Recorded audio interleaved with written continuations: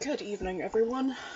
I'm gonna get started real fast here, just because the end of cases are as always like pretty fucking long, and especially if they're the end of a case at the end of a game. Because I mean, we only have like the final court section, but there's like 3 different subsections of it, so we have a lot to get through.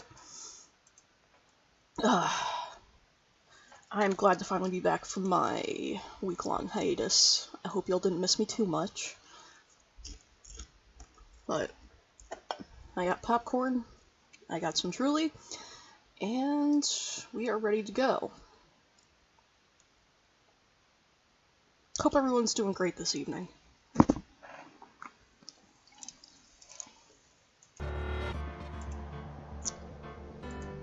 So, let's pick right back up.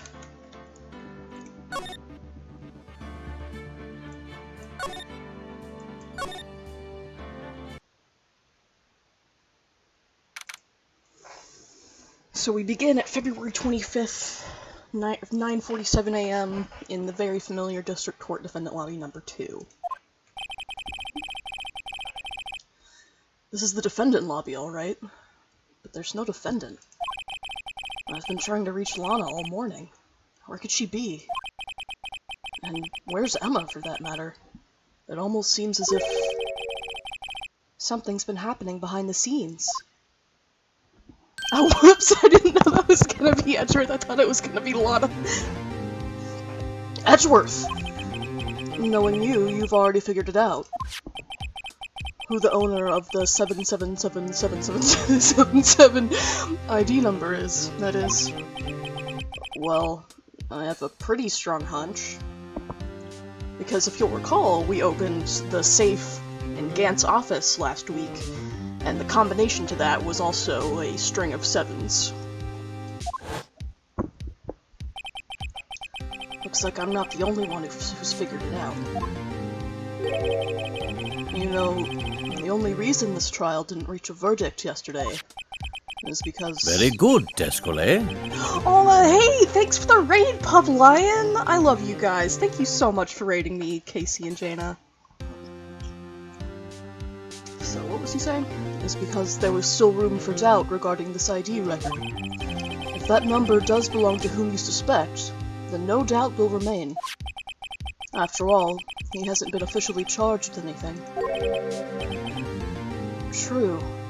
Not yet.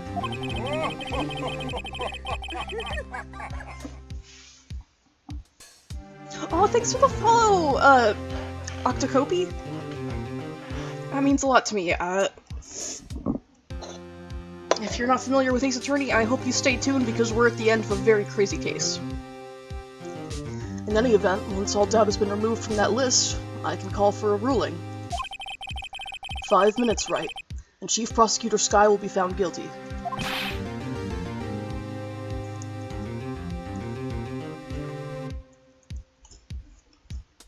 But she didn't do it! I figured you'd say as much. Actually, I didn't see, like, I just heard the sound notifications for the... For the raid and for the follow, so they sounded right to me. I don't know if maybe I accidentally put in the wrong gifts or something. But very good Descole is supposed to be the raid notification.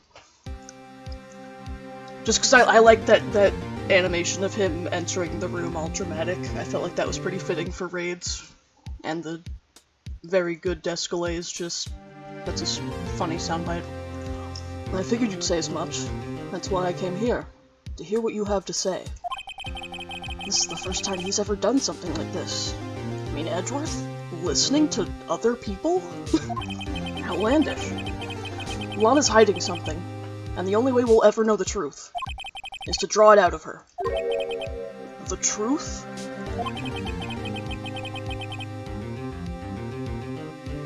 Oh, that's weird. Yeah, I don't really know how Twitch does the counting. I don't really know.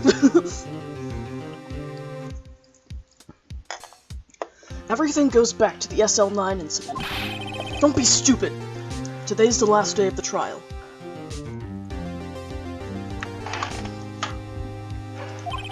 We don't have time to reminisce about the past. That depends on you. If she's found guilty, you'll lose your only chance to find out what really happened. Oh, think about it. See you in court, right?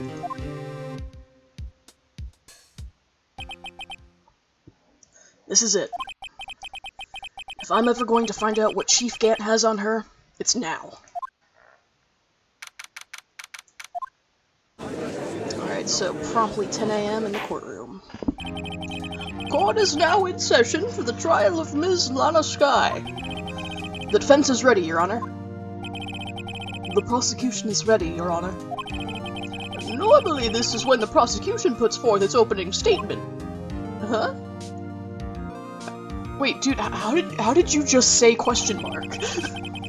But before that, the police chief has a proposal to make. Chief Gant. Oh, great, he's here to fuck up my trial. Professional pot stirrer, as it were. Morning, folks! How's everyone doing? Hey, Udgy! Been back to the pool yet? No, I've been drowning enough as it is in my work. Oh, that's a good one. Don't think I can top that. If you don't mind me asking, Chief, exactly what is this proposal of yours? The judge is drowning in pussy, more like. You ever just want to smack that bald head? Lana, that is to say, the defendant, has asked me if she could speak directly to the court. She wants to do what? Having heard what she intends to say, I feel she should be granted her request. In the end, it should save everyone a lot of time and trouble. Slap a slice of cheese on that dome! What's this all about, defendant? I'd just like to make one simple request, and I'll be finished. Well then, what's your request? Your Honor, I'd like you to put an immediate end to this trial. Huh? I confess to all charges against me. On February 21st of this year, I murdered Detective Bruce Goodman in the underground parking lot of the prosecutor's office. No! Lana! Lana, that's not what you're supposed to do, baby! You can't! Your Honor, the defendant's claim does not change the defense's plea. In that case, Mr. Wright, I no longer require your services. But Lana! Your Honor, I hereby forfeit my right to an attorney. The prosecution may lack direct evidence against me, but it has sufficiently proven its case through testimony and circumstantial evidence. I would like you to render your verdict now, if you please. Well, everything smells legit about this. Yeah, no problem, guilty. Well, the defendant certainly has the right to self-representation. Her request is legally valid, although this is an unprecedented situation. Indeed, it appears there's no further need to continue this trial, even if Mr. Wright may feel otherwise. This can't be happening. It appears the time for the verdict has arrived. This court finds the defendant... Objection! It finds the defendant objection. One moment, Your Honor. Mr. Edgeworth! The prosecution has not yet proven the defendant guilty beyond a reasonable doubt. Any ruling at this stage would certainly be premature. Come now, Worthy. I understand this is a difficult time for you, but why don't you just be a good little boy and keep your mouth shut, hmm?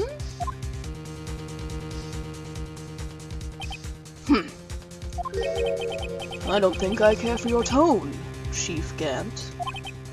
What? creating another fabrication to cover up your past mistakes. Sorry, but I'm no longer the naive little boy you would have me be.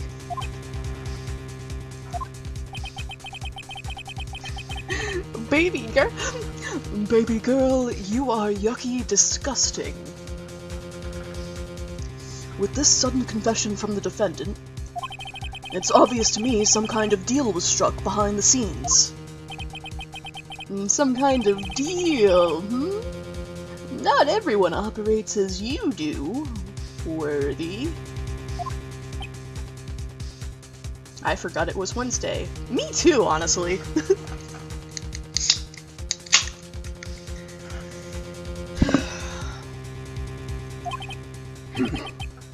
I thought so. Your Honor, the prosecution would like to change its first witness. Oh? To whom? As its first witness, the prosecution would like to call Ms. Emma Skye. I request the court hears her testimony. Mr. Edgeworth, I am exercising my right to self-representation. I don't think we need to continue. I don't care what you think, Miss Skye. The exposure of truth sometimes results in tragedy. However, no matter how tragic the truth may be, it would be an even greater tragedy to avert one's eyes from it. Very well. As you know, I just tend to agree with whoever spoke last, so therefore the court shall grant the prosecution's request. That's okay with you, right, Chief Gant? Worthy, you'll live to regret this. Mark my words. Ms. Emma Skye, please take the stand. And we're not... Okay, so, like, we're just not going to address, the chief of police openly threatening Edgeworth from the stand? Like, we're just gonna let that go? Like, oh, okay. Okay. Looks like Edgeworth has decided to take the horse by the reins. It's fine, he's orange. This is Damon Gant, he's orange and we love him. No, we don't.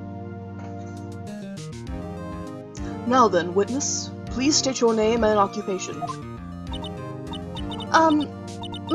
My name is Emma. Emma Skye. My occupation? I'm Lana's little sister, and I want to be a scientific investigator. 2 years ago, you encountered the serial killer Joe Dark of the... No, you encountered the serial killer Joe Mama of the Joe Mama killings. Is this correct?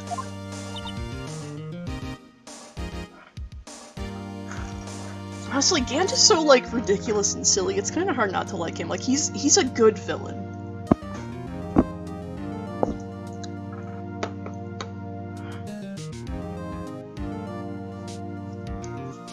Oh, and he's Catholic, in case you didn't notice the giant, like, cross on his... Like, his tie is a cross. Yes.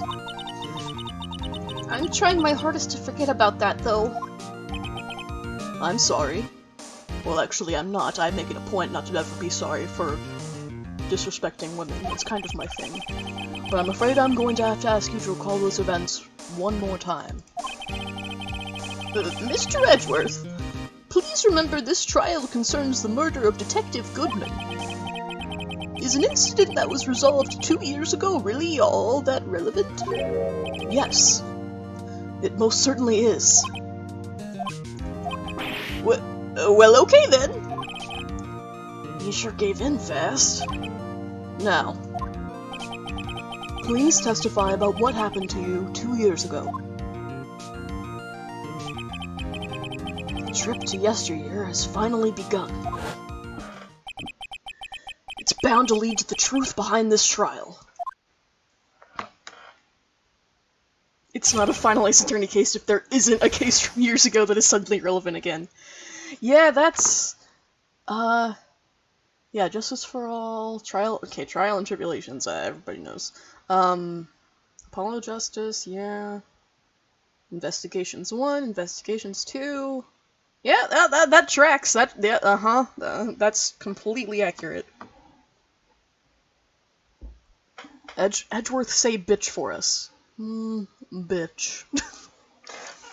Alright, 2 years ago. I was waiting in my sister's office that day. A man came running in and took me hostage. Neil Marshall rescued me, but I'll never forget what I saw in that instant. The man raised up his knife and stabbed Mr. Marshall in the chest. It's a good thing you weren't harmed. I passed out. I don't remember much. That's understandable. However, please tell me, Mr. Edgeworth, what does this testimony have to do with Detective Goodman's murder? That will soon become apparent, Your Honor. You've gotta admire him for his courage, considering he has no evidence. Very well. The defense may begin its cross-examination.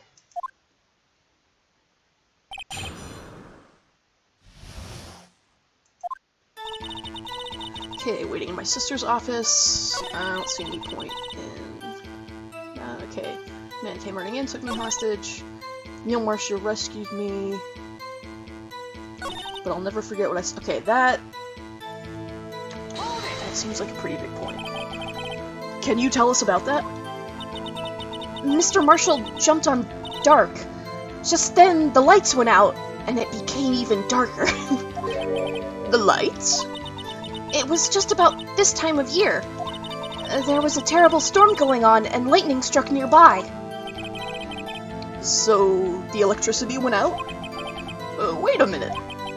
If it was pitch dark in that room, you shouldn't have been able to see anything, right? Right, but just then lightning flashed again outside.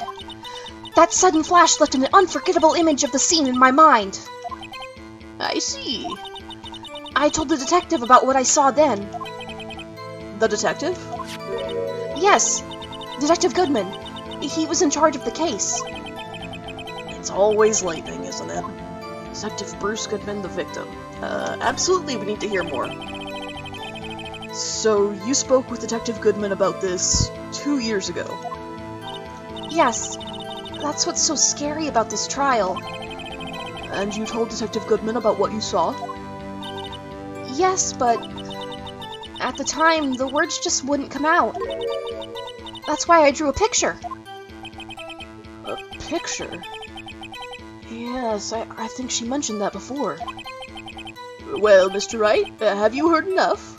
No, I need to hear about the picture. And this picture the witness drew, I believe it has a very important meaning.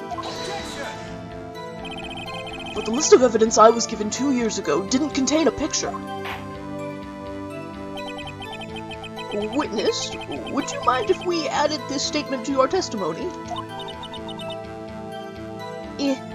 Yes, Your Honor. Okay, so you said it wasn't on the evidence list, but that is actually one of the pieces of evidence I have. The evidence of from the SL9 case, which... okay, so, like, one, it was ripped in half, but also, like, I think both Gumshoe and Edgeworth said, like, this is really short, like, for your average list of evidence.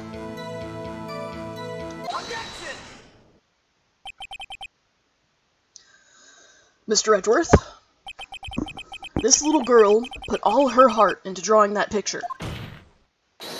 And yet, you would insist on denying its existence? Hey, I'm not the bad guy. All I'm saying is that as the prosecutor for that case, I wasn't handed such a picture. That may well be, but that doesn't mean it doesn't exist. This is the evidence list for the SL9 incident. Please turn it over, Your Honor. Turn it over? Turn it... Ah! What's this? God, it took him that long to figure out how to turn something over. Oh shit! I didn't even turn it over.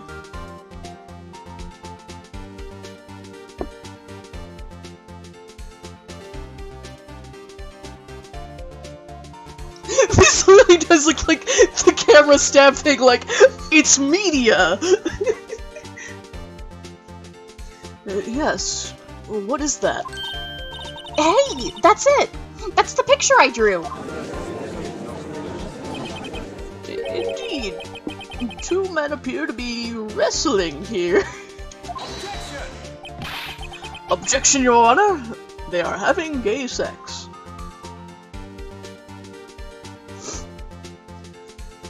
What's the meaning of this? What are you doing with that list? Me? Only the prosecutor in charge should have access to that list. Huh? These lists, they're different from each other. What?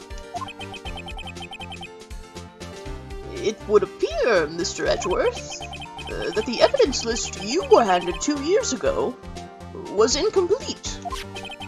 These two lists fit together to form one. You can see the marks here where they were torn apart from each other. So you see, Mr. Edgeworth, it's quite obvious what happened. 2 years ago, only half of the evidence in that case ever reached you. What? What? What? Order! Order! But, Miss Sky, why did you draw your picture on the back of such an important list? Because that's what Detective Goodman handed me in the questioning room, Your Honor. Oh, wait a minute. If this list was torn in half, then that means... Your Honor? Are you alright, Mr. Wright? Your eyes are bulging from your head. If the evidence list was torn in half, then there might be more of that drawing on the back of... Oh, hang on a minute. Sorry. There might be more of the drawing on the back of Mr. Edgeworth's list. Yes, that's quite conceivable. Mr. Edgeworth? It's possible. Let's see.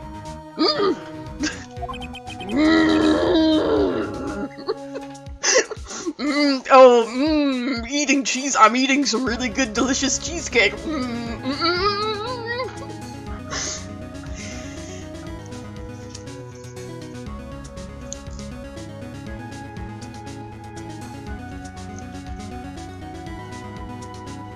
Me when I'm eating some delicious cheesecake. Is something wrong? Would you care to share your cheesecake with the rest of the court? Do you even have to ask? My god, he's about to, like, shit himself. Sorry, Your Honor. There is indeed something drawn on the back of my list. It's that thing! What the fuck? My god. The Blue Badger's been the murderer the whole time! That's that thing!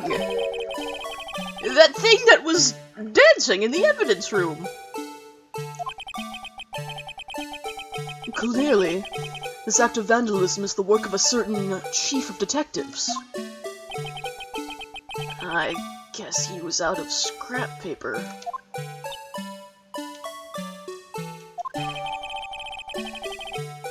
Evidence list restored! And updated in the court record. Half of this list was found in Gant's desk! Oh boy, that is quite incriminating, isn't it? Very well. Witness, will you please testify about this picture you drew 2 years ago? Huh? Oh, yes, sir, Your Honor. What's wrong with Emma? She seemed to be thinking about something. She was looking at that picture.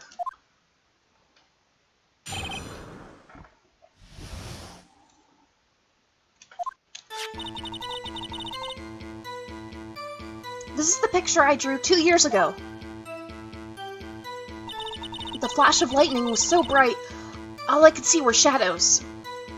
She seemed to be thinking about those beans. After that, I must have fainted. This picture shows exactly what I saw in that instant. To think a flash of lightning could burn such an image in your mind. And thanks to that, though, she was able to show us exactly what she saw. Well, I don't see any contradictions here. This clearly shows Joe Dark about to murder prosecutor Neil Marshall. The defense may now begin its cross-examination.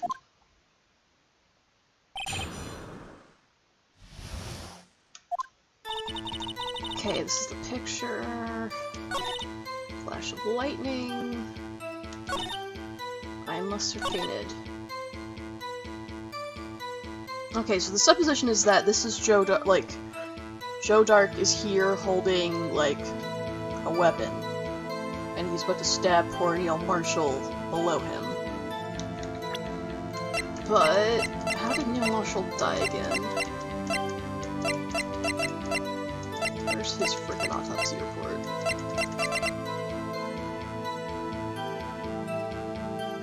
Stabbed in the back!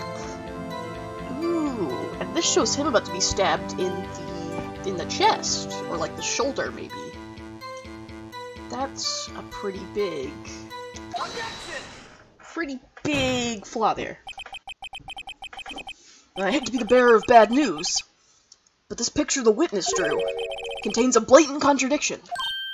What? But I still remember it just like it was yesterday. Mr. Wright, perhaps it would be faster if you simply pointed out this contradiction for us. Why didn't I make cheesecake for the chat? I mean, I did, but then I eated it. I'm sorry. What part of this picture contradicts the autopsy report?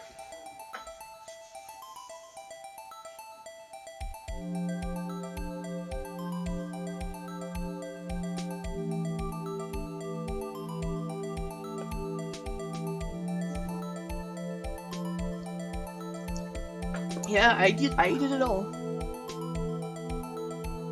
Okay, is the fact that he's about to be stabbed in the front here?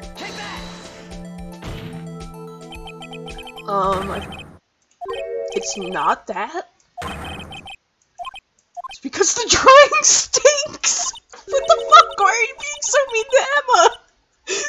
You're gonna make her cry on the stand! That's Edgeworth's job! The act of making an innocent girl cry should warrant the death penalty. Well, you'd be dead a couple times over already, Edgeworth. I haven't forgotten Turnabout Sisters.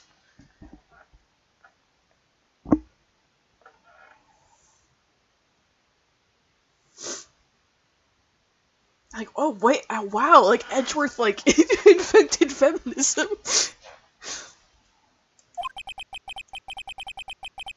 I guess he means I shouldn't shift the blame to others. Okay, so it's not... Okay, maybe it's the weapon, because I think if, like... That seems to be like a blunt object. Oh yeah, also, I'm pretty sure Joe Dark had a fatter ass than that, so that can't possibly be Joe Dark. Based on the silhouette. The contradiction, of course, lies here. Take a look at the knife the man is holding. Okay, so it was that. If you look closely, you can see its tip is broken. Even I don't have to look that closely, even I don't have to look closely to see that, Mr. Wright. But Mr. Wright, look at the evidence. See the murder weapon? Its tip is broken too. If I recall, the tip of the knife was found broken off in the victim's body. It was the conclusive piece of evidence that proved Joe Dark was the murderer. I'm afraid it's not so simple, Emma. And where, pray tell, could you possibly see a problem? It's obvious, really. The victim suffered a single stab wound to the back. And if the victim was only stabbed once, then the murder weapon should not yet be broken. Ah! What's the meaning thinking of this. Perhaps the knife was broken beforehand. Sorry, but I'm afraid that's not possible. The tip of the knife was found inside the victim's body. If it was broken beforehand, it couldn't possibly wind up there. That's right. But what does this mean? God, they are objecting back and forth so fast at each other. The tip of the knife was undeniably discovered within the victim's body. The only possible explanation is the witness's memory is mistaken. That's why I asked her so many times if she was sure she remembered correctly. I believe you were annoyed at the time, but she was sure she remembered correctly. But there's no other way to explain this inconsistency. Not so fast, Mr. Edgeworth. There is another explanation. Have you forgotten already? About a little something called falsified evidence? You're treading on thin ice, right? All I'm saying is that this broken knife tip might be the piece of evidence that was forged. You can't deny the possibility. No! Sorry, I can't really do the screams very well because, like, I have neighbors. I can't very well do that to them, even if I do have people yelling outside my window every weekend night. Are you saying the investigation really was corrupted? Your Honor, please allow me to once again go over the events that took place the day of the murder. The police department and the prosecutor's office were holding a ceremony that day. It's not a real ace attorney case if you don't have to, like, establish and re-establish and triple establish specific facts.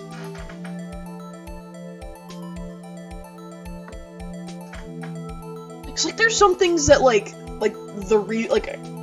a reasonably logical player will pick up on pretty fast, but you have to really hammer it in the court sections.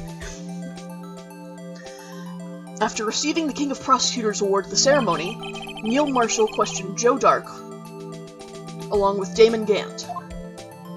Okay, so this is 2 years ago. Oh no, I insist on taking a picture from the other side of the armor. Put some violence in the picture. During this questioning, Joe Dark fled the room.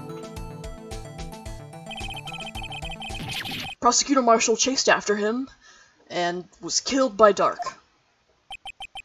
It is my belief that somewhere in this story, there is a lie. I'm not lying. The man really was holding up a broken knife. If that's true, then there's no other way around it. This could not have been the actual murder weapon. There must have been another broken knife. What are the chances of there being two broken knives? Another broken knife besides Joe Mama's. Could there have been one? There's gotta be. If the witness is this adamant about the accuracy of what she saw, it can't just be explained away by simple observational error. Mr. Wright. In that instant, Emma really did see a broken knife. I assume, then, that you have some information about this other broken knife? If so, please feel free to enlighten us. The murder weapon was already broken prior to the murder. There's only one way. Take a look at this. Here's the real murder weapon. Oh shit, you want me to do that now?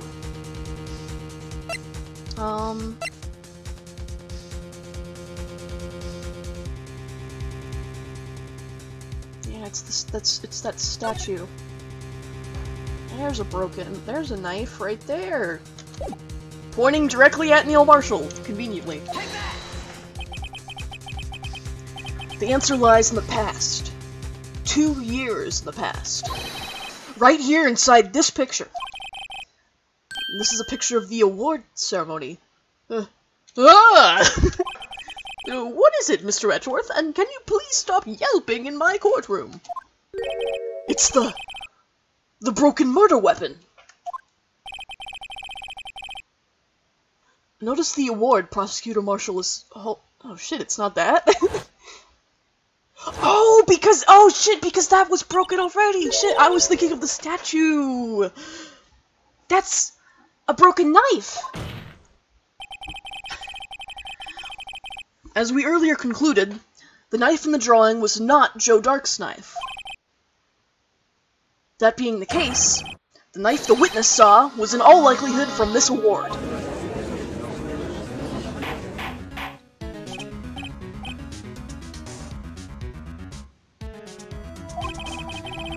Neil Marshall was awarded King of Prosecutors that day. As an award, he was given this broken shield and knife. When he chased after Joe Mama, he pulled out this knife.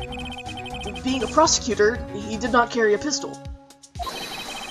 This broken knife was the only weapon he had in this dangerous situation.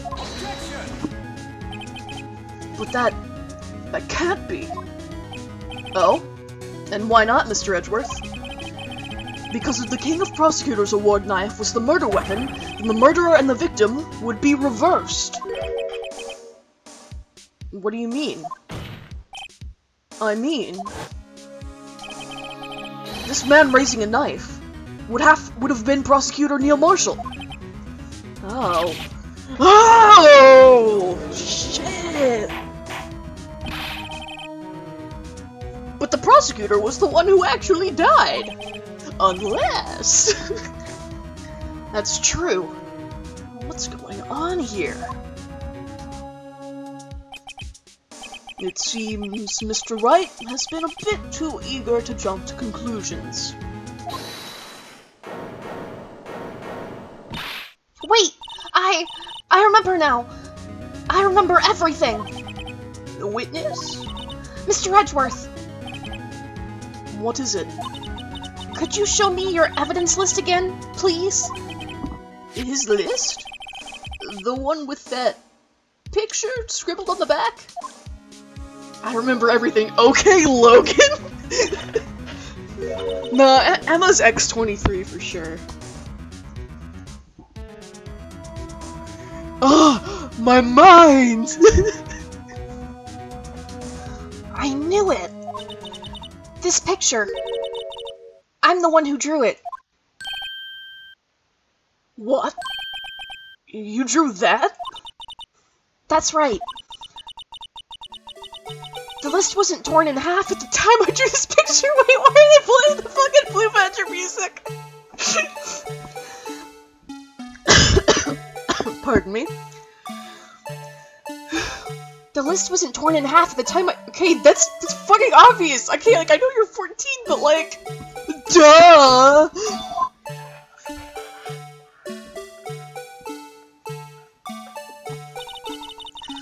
All this time I've been trying so hard to forget. I must have locked this part away deep inside me. Because that's how repressed memories work. You can just call them up whenever you want. Oh my god, the Blue Badger is God! Oh my god, he's God! Perhaps it would be best if we added this to the witness's testimony. The Blue Badger is deep inside us all. Oh, I'd rather not. Would you please tell us what you've recalled, Miss Sky? Yes, Your Honor. First the knife mix-up, and now the Blue Badger? This should be interesting. I wish Gumshoe were here to see this. His son, the Blue Badger, at the center of a murder case.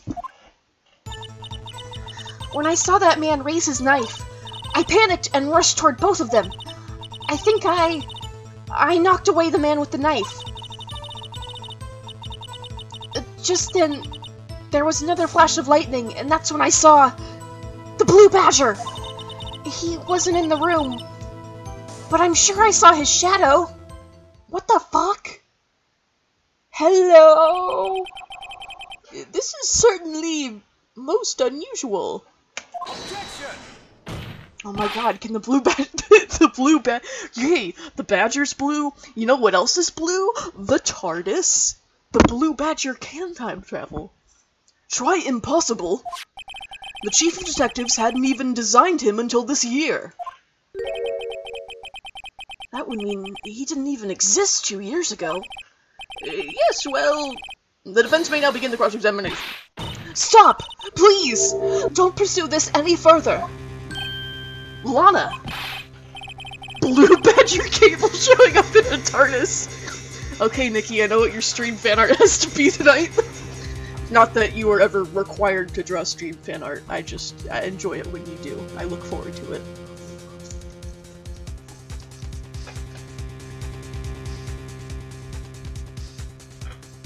What's the meaning of this? Please remain seated in the defendant's chair. But you can't do this. I've already confessed to the crime. Why can't you just leave it at that?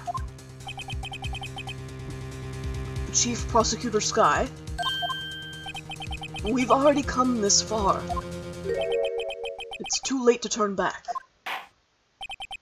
Silence! The defense will now begin its cross-examination. Bailiff, please detain the defendant.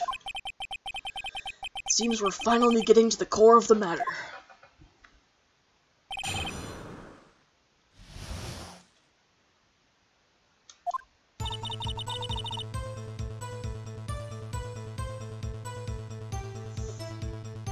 Okay, saw the man with his knife, panicked. Okay, the blue badger shadow is the weirdest part to me. His shadow?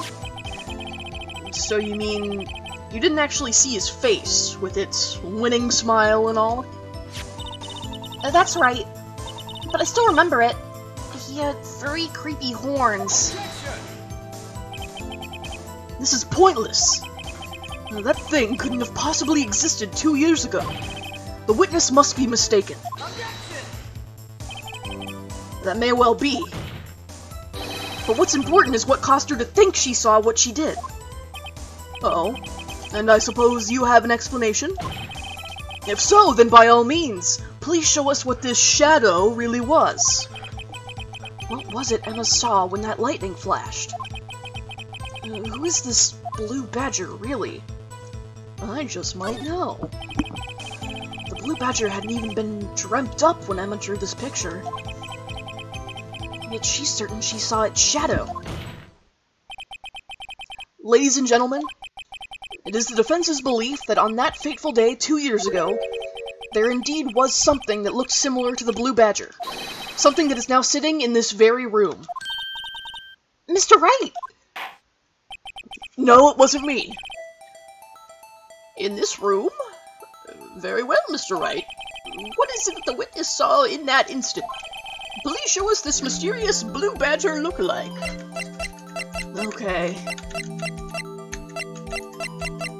Get fucking ready for the worst puzzle in any of these games. This is worse than any Professor Layton puzzle. I fucking promise you that. Because, well, I'll get to that. I'll get to the why in a minute once I actually have to attempt it. The mysterious blue badger was in fact this. But that's... what exactly is that? I believe it's some sort of jar. But Mr. Wright, that doesn't look anything like the blue badger. Indeed it doesn't. As it stands now, it's just a plain jar. However, what if we were to change our viewpoint? Our viewpoint? I've got to show them the correct angle to look at this from. Okay, so as you might recall me mentioning before, Rise from the Ashes was the first case developed specifically for the Nintendo DS, and as such, it makes great use of the touchscreen mechanics.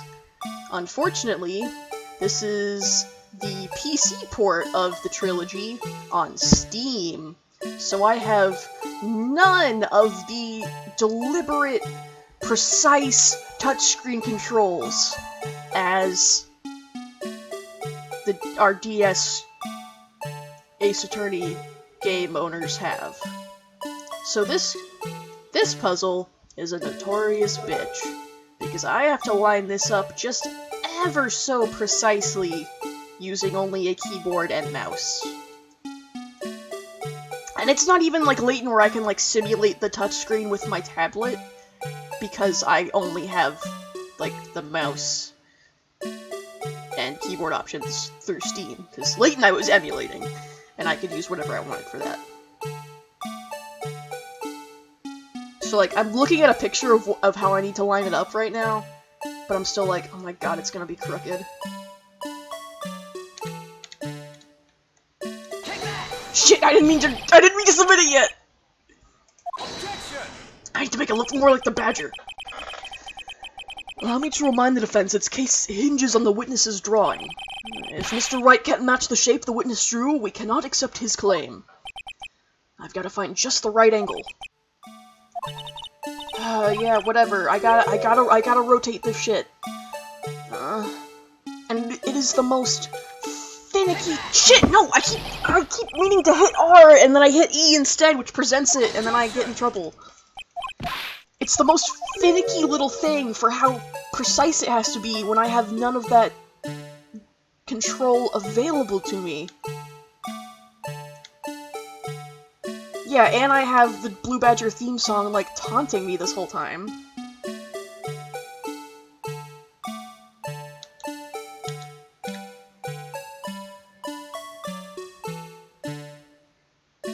Good God.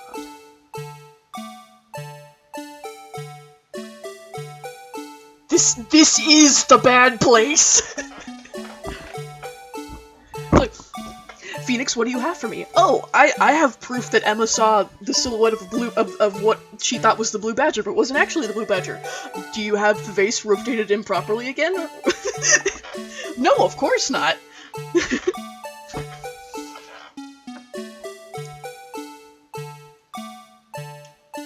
The Badger Place?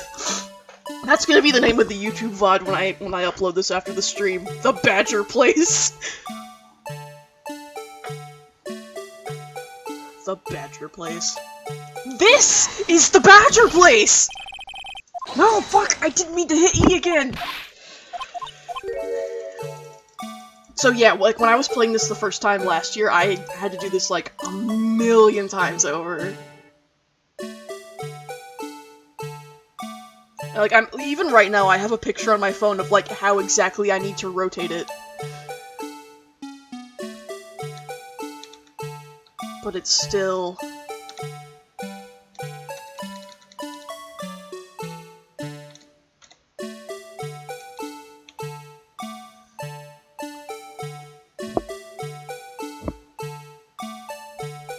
I guess it needs to be down a little bit?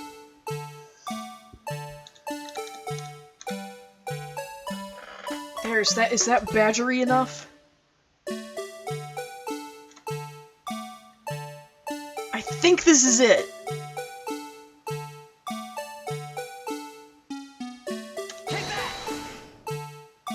Thank God! I was gonna have, like, another, like, Azran Legacy ending cutscene moment where I was gonna, like, have to get up out of my chair and take a lap. Well, is this a miracle or what? Where was this picture taken? In heaven? No one can possibly deny this jar's resemblance to the Blue Badger. Blue Badger-induced gamer rage. No! It can't be! Sorry, Edgeworth, I goofed up your accent.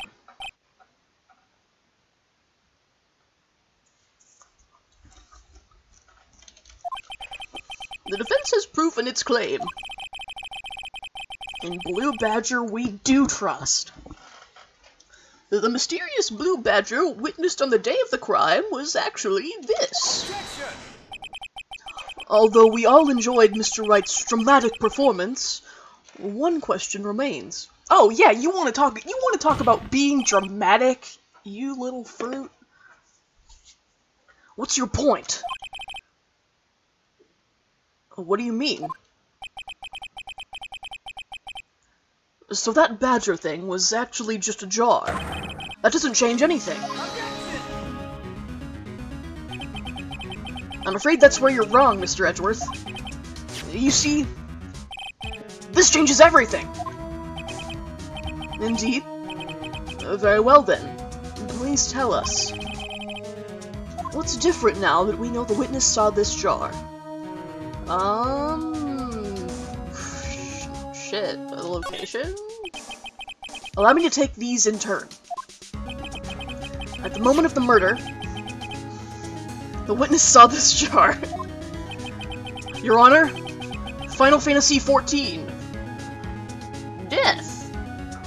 And a very specific angle, I might add, Mr. Wright. Yes, well, knowing this, where could she have seen this jar? Where? The location of the jar is shown in a picture taken on the day of the crime. It's on a shelf in the office of Damon Gant. But the body was found lying near Lana Sky's desk. The witness testified so herself.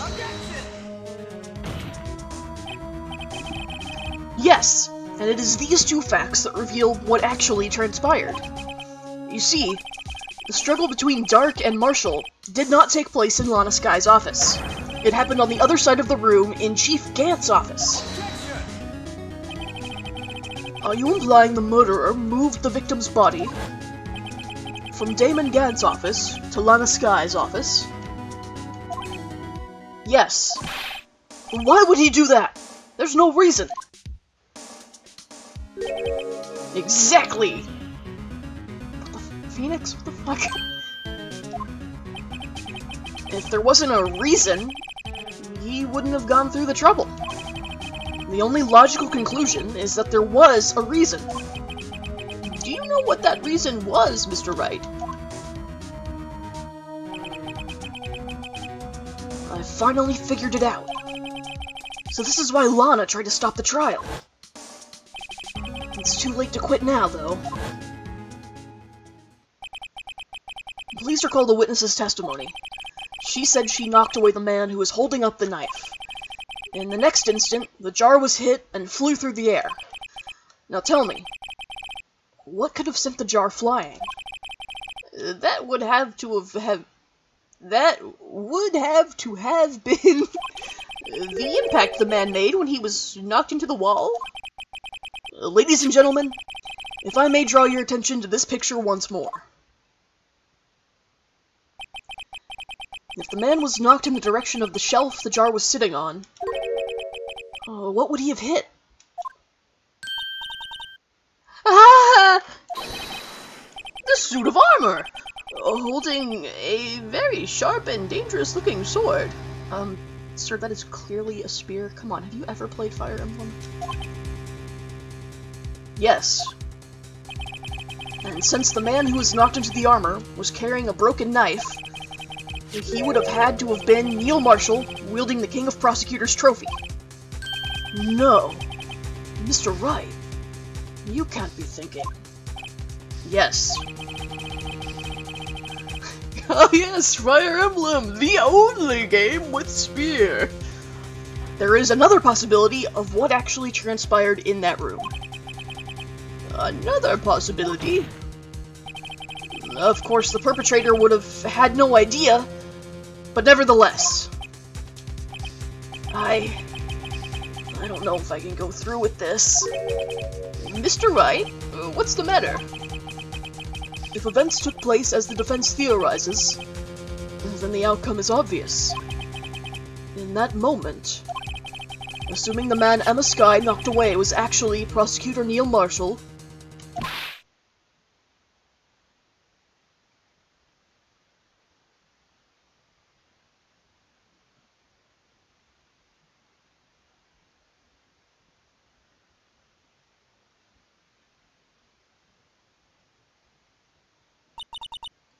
You mean Mr. Marshall died because of me?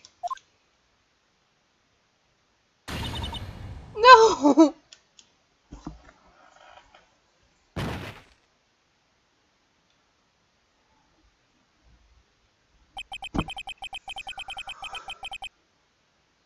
I never imagined her testimony would lead to this.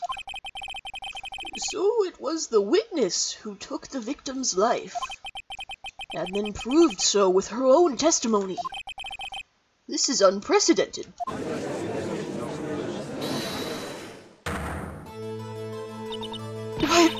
What are you saying? I'm sorry, Miss Sky, but Given the circumstances, Joe Tark murdered Prosecutor Marshall. How can you think it was Emma? How dare you try to pin the crime on her? imagine that, coming from you.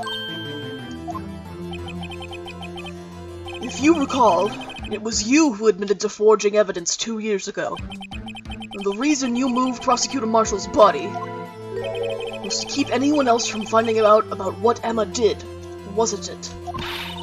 I assure you, Mr. Edgeworth, I have no idea what you're talking about. If you hope to have anyone believe your insane allegations, I'm afraid you're going to have proof. Tell me, do you have any conclusive evidence that proves my sister killed Neil Marshall? Evidence? Why are you saying this like it's your first time hearing about the fact that a murder has to have evidence to prove it? Phoenix, dog. I'm willing to bet you don't. Yes, it certainly would be difficult to prove this with evidence. If we don't have evidence, then we'll have to rely on testimony. I'm afraid that won't work in this case. Both parties involved in the incident are dead. We certainly can't get dead people to testify. Because Maya's away doing spirit medium training, or else we just have her do it. I like how he says this even though the previous case directly addressed dead people testifying.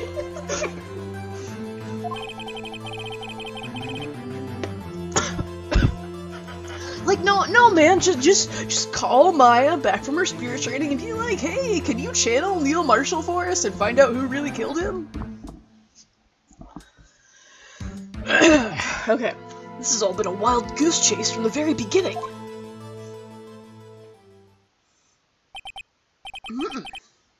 Touché, Miss Sky. Of course, that only leaves us with one possibility. You mean, there's still another possibility? What do you mean, Mr. Edgeworth? I mean the possibility that the victim has left us a message. For better or for worse, Mr. Marshall did not die instantly. He may have left behind the name of the person who took his life, in one manner or another. That's impossible.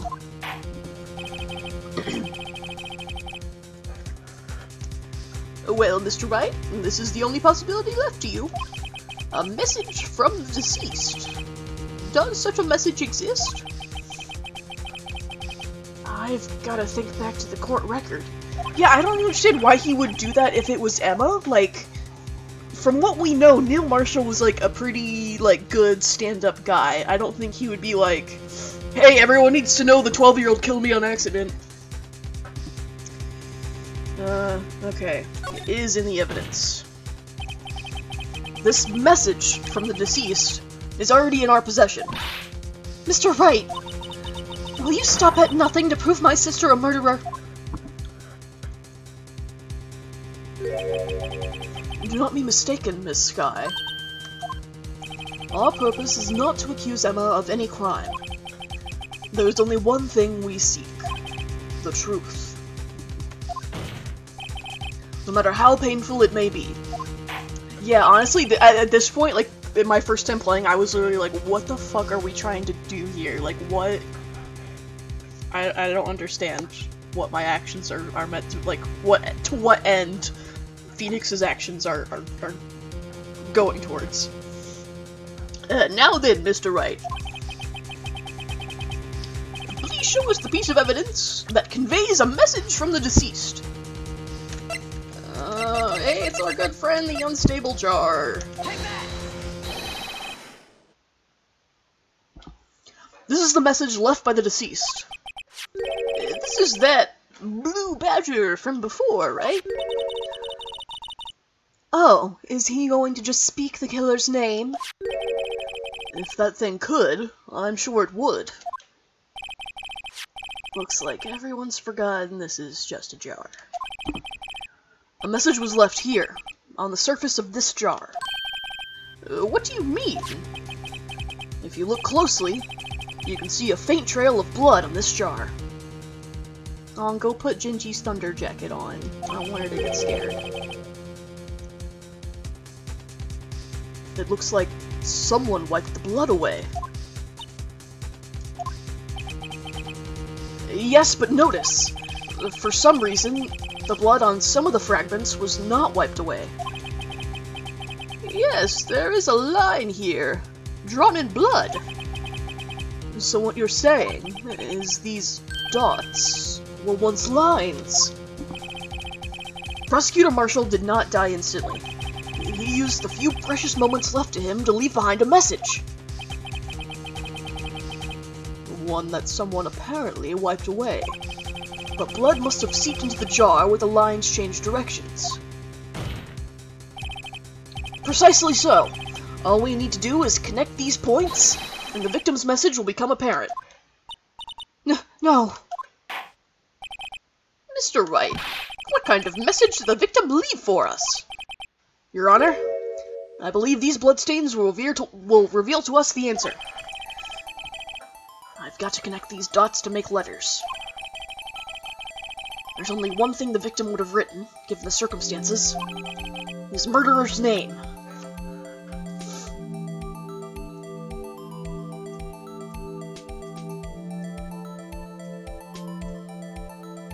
Oh, shit.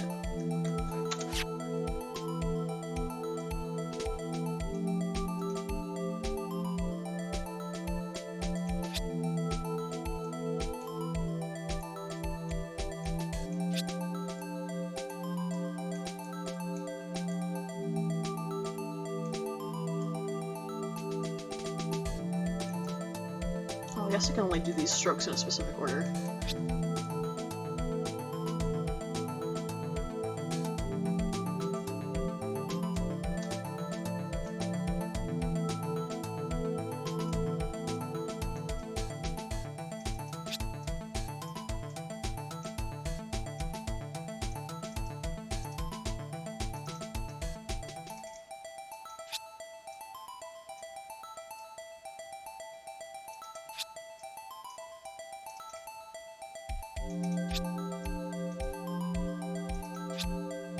Alas. It's a defense attorney's duty to prove their client's innocence. That's why all I've been thinking about is saving Lana. After all my efforts, I never thought it would turn out like this. Emma. So this is the final message Prosecutor Marshall left behind.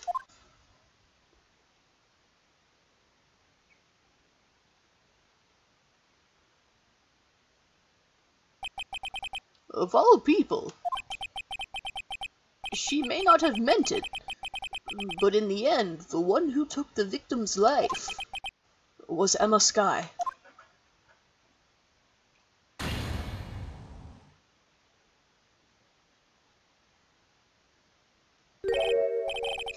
Seaworthy!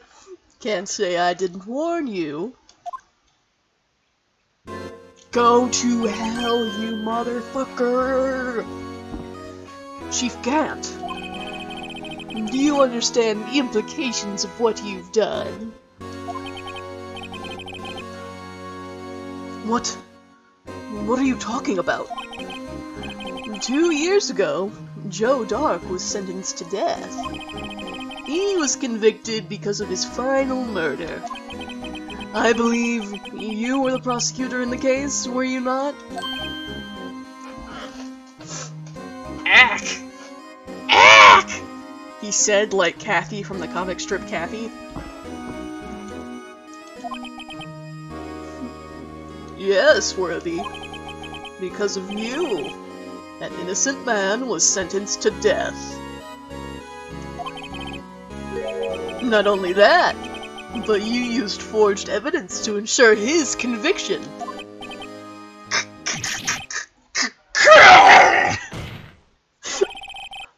But Joe Dark really was a serial murderer. That's undeniable.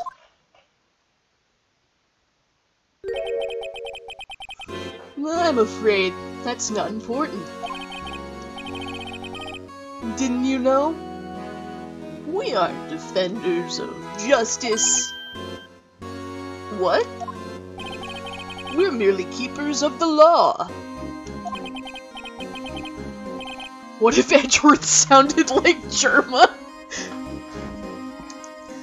Sentencing a man to death is no light matter, even if there wasn't any cover-up or evidence forgery. Ultimately, the responsibility falls on the prosecutor in charge. Despite what anyone may say, this fact cannot be denied. Oh my god, everybody's going crazy!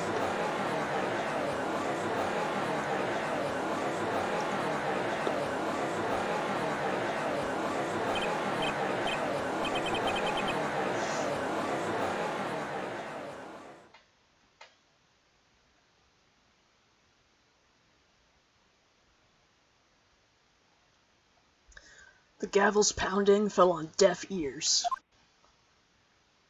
Gant is a bitch, but he does have unique swag. Welcome to, like, every major villain in this game, honestly.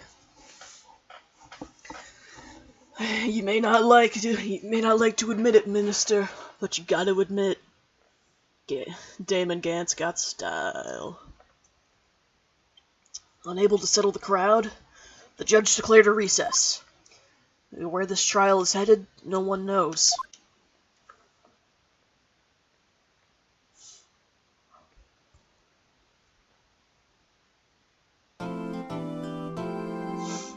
Alright, so that is 1/3 of the final trial portion.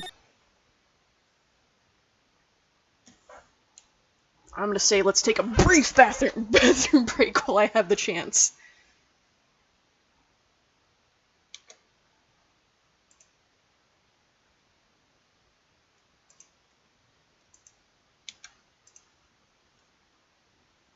I will be right back.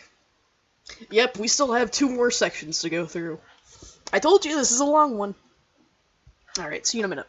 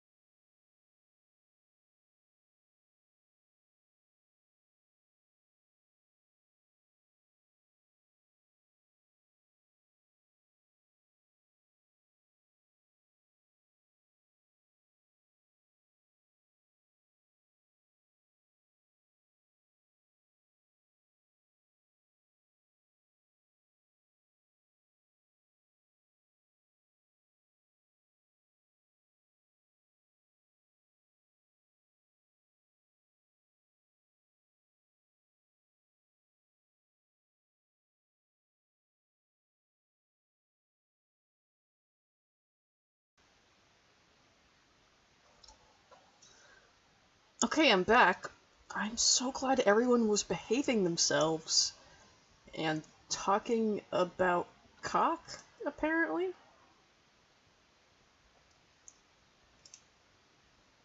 As I am near 200 followers here at Fishing Boat Proceeds, I just want to say cock is one of my favorite tastes. Not only that, but balls smell amazing. Makes me go a little crazy on, on it, to be honest. Like, I cannot get it far enough down my throat to be satisfied. I'm only satisfied when I feel those intense, powerful, salty, hot pumps of cum down my throat. When I sit back on my heels, look up at you with cum all over my mouth, and I can't finish this.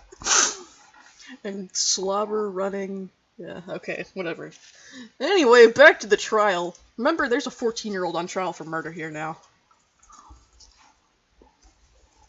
Alright, where were we? Didn't mean to hit a screenshot. Yeah, slobber is just one of those words I don't like. You know, like some people don't like, moist or panties or ointment. Like, it's just one of those, like, annoying, like, little, like, bad words.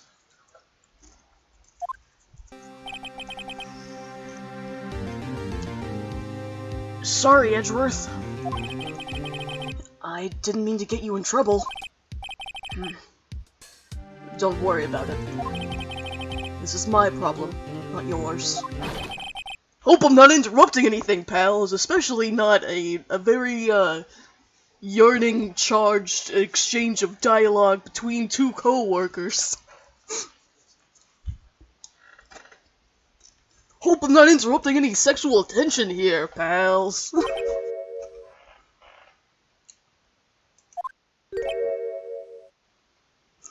Barges in with my huge titties galloping. Hey, pals!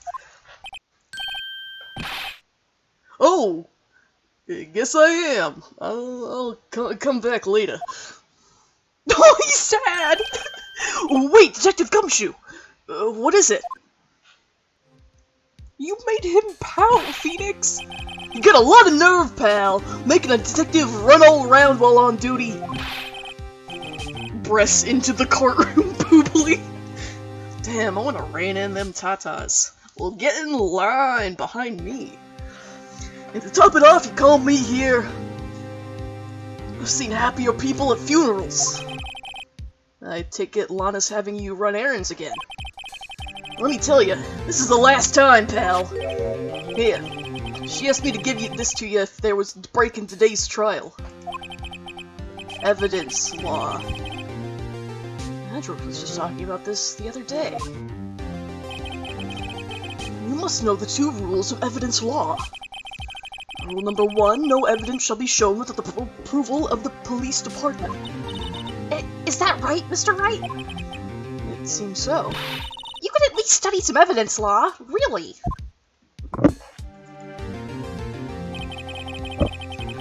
The chief prosecutor also wanted me to give you a message.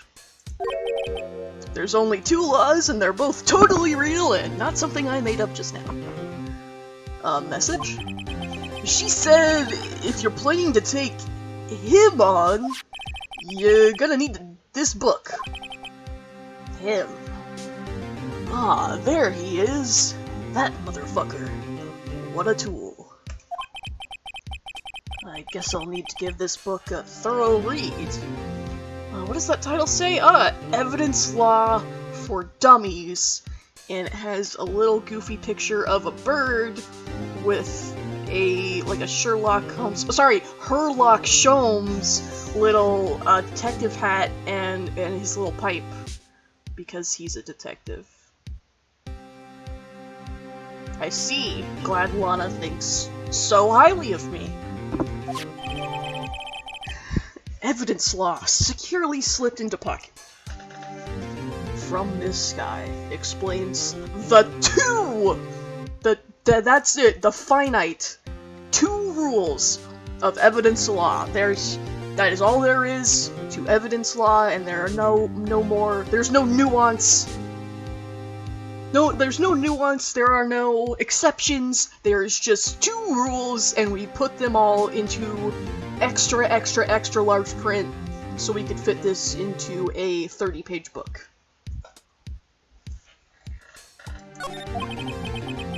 Doesn't look like that book will do you any good now, though.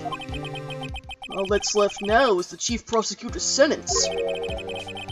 That's where you're wrong, Detective. We're actually sentencing her sister now. Uh-huh. Haven't you figured it out yet? Why I'm still sitting in that prosecutor's seat, despite all these allegations being thrown at me. Mr. Edgeworth, the real trial today hasn't begun yet. What? What else is there left to do? Your credibility's been all but ruined with this forged evidence you were unaware of. Emma Skye found out she unwittingly caused a man's death. And now you're telling me you want to do more? You gotta be kidding me, pal! You're missing the point, Detective. Lana didn't murder Detective Goodman. She merely stuck a knife into his dead body. So I guess at worst we're looking at gross abuse of a corpse. That means the real killer is still out there. Walking among us.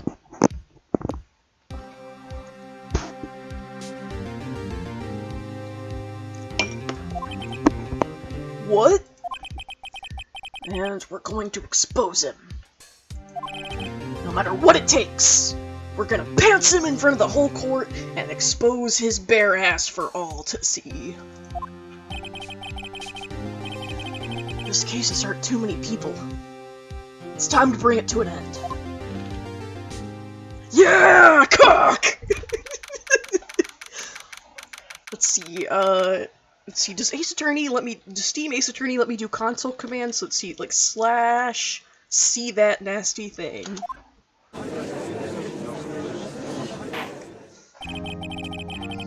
The court will now reconvene for the trial of Ms. Lana Skye. Mr. Edgeworth? Yes, Your Honor? The Inquiry Committee is planning to impose harsh penalties for your actions. But for some fucking reason, we're still gonna let you continue with this trial, even though there is an obvious conflict of interest. Weren't we trying to get the villain naked last time, too? Were we trying to get Von Karma naked? Gumshoe's long-lost brother Balls Gumshoe. Thank you for the news, Your Honor. Yes, well... Normally, this is where the prosecution calls forth a witness, but this isn't easy to say. You see, there is some concern that you, Mr. Edgeworth, may have, struck a bargain. You think I may have manipulated the witnesses? I didn't say that. You did just now, so no backsies. It's just, you see, everyone has been talking and... Very well, Your Honor. I have a solution. A solution? And that being the case, the prosecution will allow the defense to call forth all further witnesses. What? But there's no precedent for what you're proposing. Undeniably, this is an unusual arrangement, but a very effective one. It would prove that I haven't struck any deals with the witnesses. Well, Mr. Wright? What do you say? Oh, sheesh, Judge, you want me to take on more authority and, like, make decisions? Unbelievable. Edgeworth has found a way to continue the trial. Very well. The defense accepts the prosecution's proposal of marriage. No backsies. We're engaged now, it's legit. Then it's settled.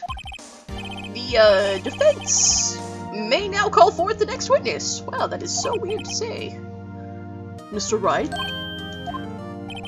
You do realize this is your last chance. If you call the wrong witness, this trial is as good as over. The defense calls... The time's finally come to bring out the real murderer. Mike Meekins! Age 22. Oh, Jesus Christ. What if I just want to talk to Angel Star again and see her, like, shake her goodies on the stand? No. Our only option is to bring out the Bastard Man.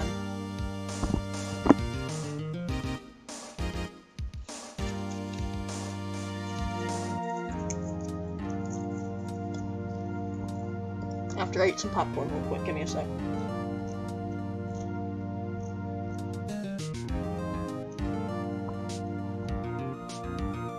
Okay. Gant time! Damon Gant. The defense calls Damon Gant to the stand. Damon Gant? What does he have to do with anything? As the defendant's partner 2 years ago, Mr. Gant has first-hand knowledge of the crime. I feel we should hear what he has to say about it. As luck would have it, he should still be in the courthouse. He would also be the least likely to have been manipulated by me in any way. Hell yeah, get them fake tan tits on the stand. Wouldn't you agree, Your Honor? True. Alright. Bailiff, please escort Mr. Gant to the stand.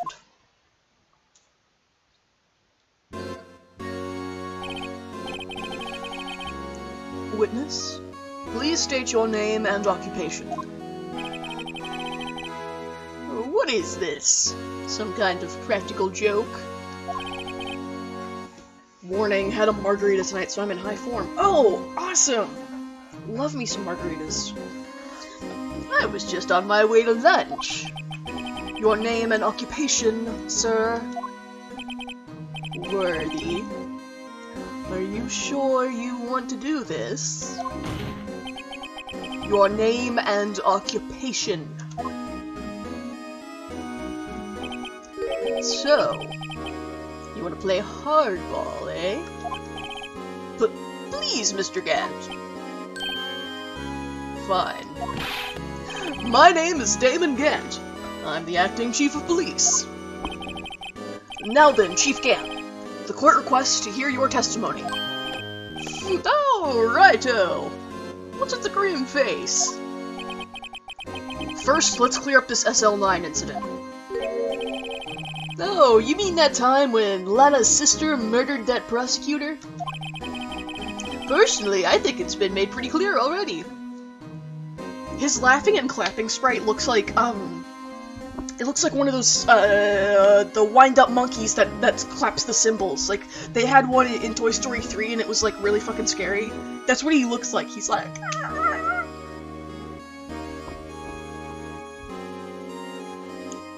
He's like a big ol' orange gorilla clapping his cymbals.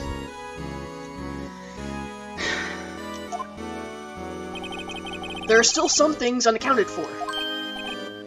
Oh? Like what? Like the role you played in all of this. Yeah, clapping. Those cheeks, as it were. Son, you're either very brave or very foolish. You are aware, of course, that a police chief has all kinds of weapons at his disposal. Weapons? Sure! Take my testimony, for example. I don't have to give it if I don't want to. What? Is that true? I'm afraid so. The chief of police has the right to refuse to testify. What? Okay! Of course, such an action carries with it certain risks. Don't worry. I'm not here to hinder your trial. Just remember, if this turns out to be a big waste of time, don't say I didn't warn you. Judge, I'm trying to direct suspicion of murder off me in court, but the clap of my ass cheeks keeps alerting the defense. Very well, the witness may now begin his testimony.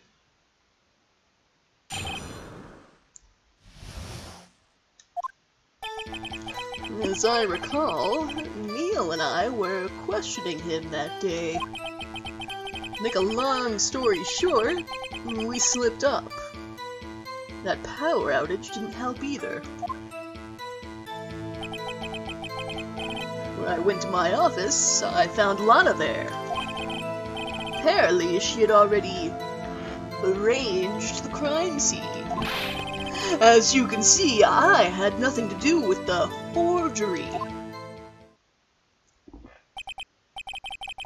My whole strategy for trying to voice Gant is just to like force my face into the biggest smile possible and then speak in roughly an old man voice. It's making my cheeks hurt a little bit. My face cheeks, not my ass cheeks. Is that when Dark was arrested?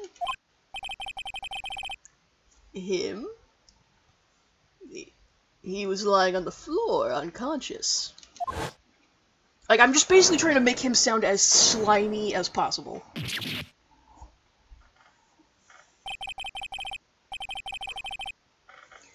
When Emma sent Neil flying, it seems Dark bumped his head.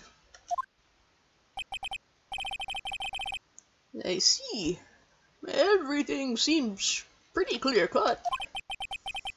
If the police chief has the right to refuse to testify, then I'd better hit him hard and fast. Oh, Phoenix, you're not helping. Okay, so he says he had nothing to do with the evidence forgery, but there were several things that we found in his office, one of which was the last chunk of this jar. You are a lying liar. You claim you had nothing to do with the forgery.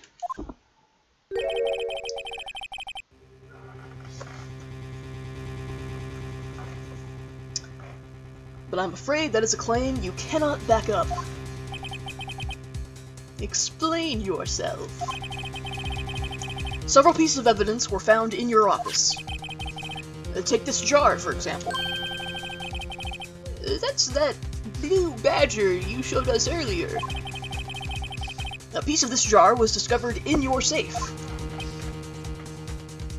Penix, the non-binary option for penis.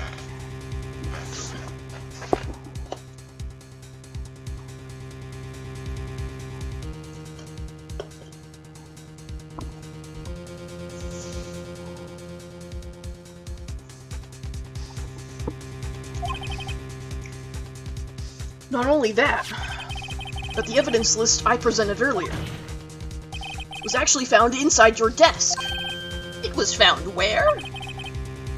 You see, Chief Gant, these articles of evidence uncovered in your office are both concrete proof that you also played a part in the illegal investigation. Chief Gant, what's the meaning of this? Oh! Can you stop slut-shaming the defense, please? Here's a defense attorney who might even rival Worthy. So you admit to it, then? That you were involved in the forgery? Who, me? Or do you mean you? Me? Why would I have anything to do with that? I wasn't even a lawyer yet!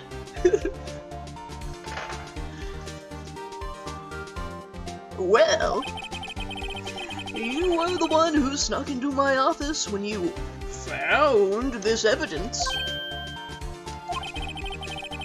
Prosecutors aren't the only ones capable of forging evidence, you know. Defense attorneys can do so too.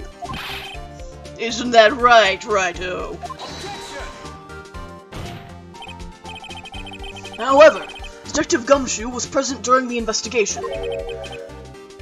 Worthy, my boy. Not even detectives are exempt from the law. Rest assured, Dick will receive his due punishment. Oh boy, can I be in charge of that? I got a new writing crop. I'm itching to try it out. Even the passengers get in trouble! Even the cop gets in trouble!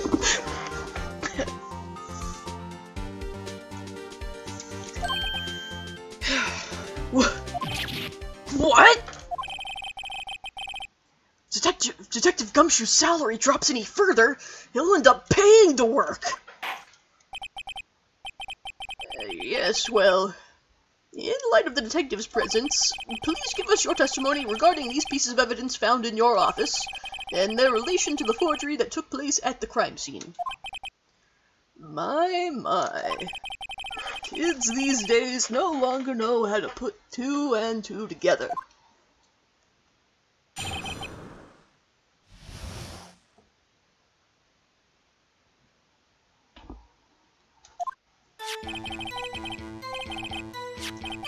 Let's see, what was it now? A jar fragment and a list? For all I know, you could have planted them in my office. Anyway, you can't prove when those pieces of evidence were discovered. If they were found after Dark was convicted, then they're worthless. There's no reason I'd participate in a forgery. Rearranging the crime scene wouldn't help me out in any way. Wow, that's some very definite statements that I get to bust wide open in just a second here. Mr. Wright? Yes, Your Honor? When investigating the crime scene, you should have been more careful to observe protocol. Yeah, bust his cheeks wide open! You do understand that I am the chief of police, right? And there will be consequences. Oh. Indeed. I believe I will press charges, so you won't make the same mistake again. My apologies, Chief, but would you mind waiting until tomorrow for that? And, please stop making thinly veiled, like practically naked threats to the defense and the prosecution and the witnesses. At least not in front of me. I mean, come on, like common courtesy. Oh my god, yes, naked. Today is, well, Alright, Udgy.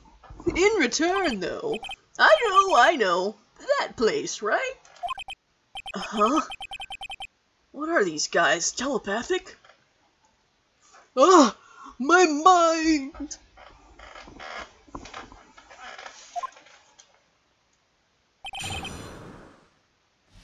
He might press charges. We're about to press our foot on them cheeks. Hey, for all I know, you could have planted them in my office. Okay, what sticks out to me is that rearranging the crime scene wouldn't help me out in any way. I think it very much would help you out in many ways. Really, Chief Gant? At the very least, there is one very large benefit you've reaped from all this. Oh?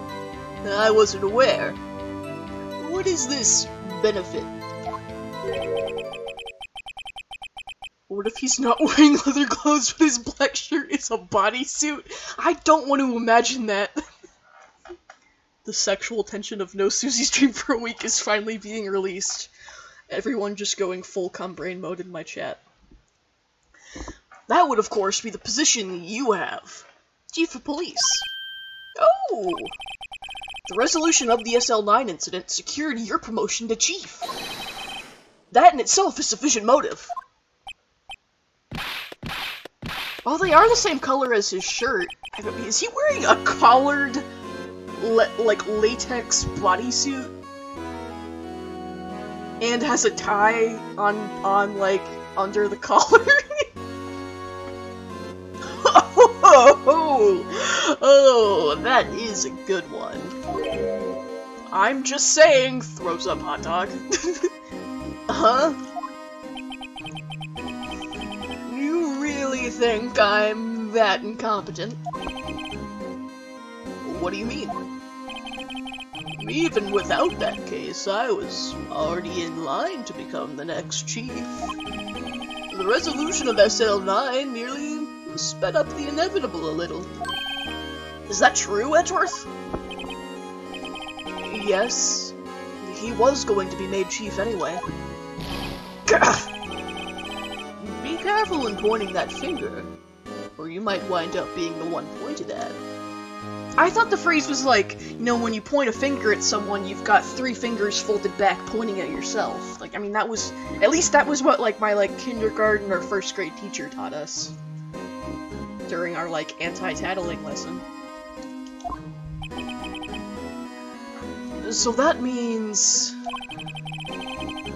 there's only one possible motivation for you to commit forgery.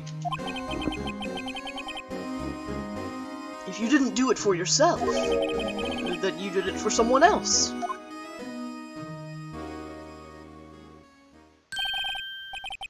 Don't be silly, Worthy.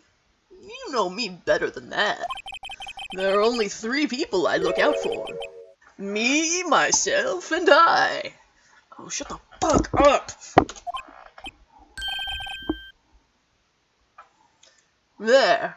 Now it's out in the open now. Gee, would you mind if I changed my testimony a little? By all means, please do. I wouldn't be anyone's accomplice if there were nothing in it for me.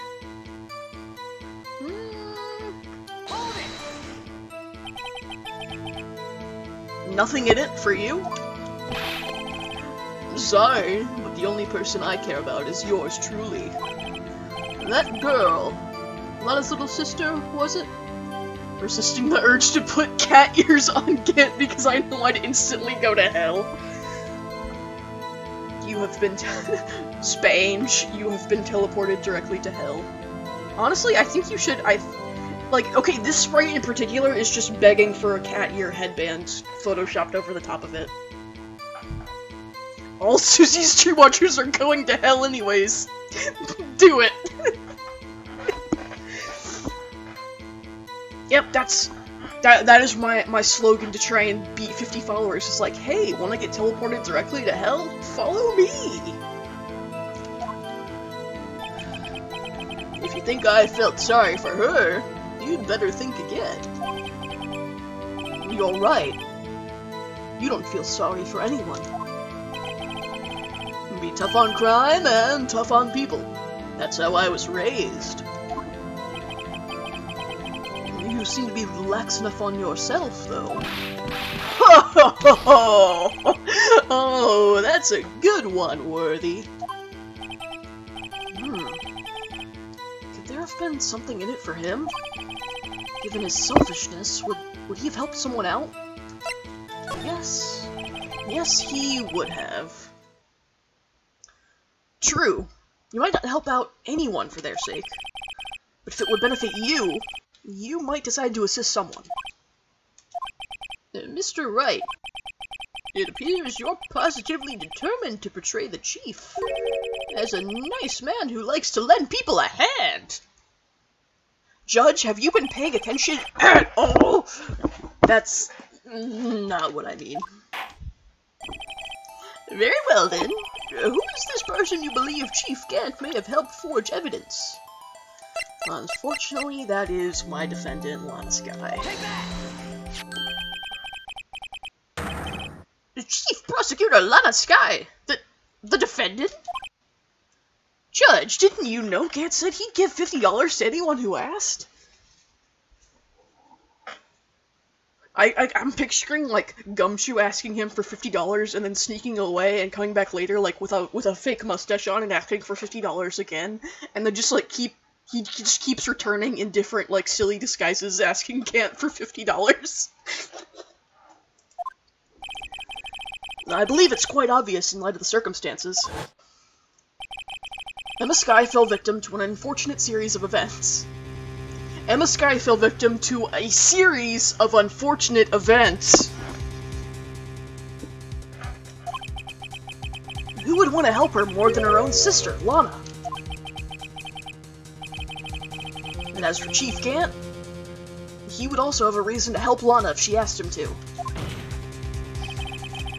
Oh, I know. Let's see Chief Gant in a lettuce leaf bikini. That reason, of course, is self-profit. Self-profit? What do you mean? After the SL9 incident was resolved, Lana Skye was appointed chief prosecutor at the prosecutor's office. The person who arranged this job change was you, Chief Gant. Let's see Chief Gant's Paul Allen meme. But how would he profit from all of this? He would be able to use the chief prosecutor as his puppet. Essentially, he would acquire unchecked authority over all investigations. Do you mean to tell me that, despite the chief's formidable, bodacious appearance, he plays with puppets?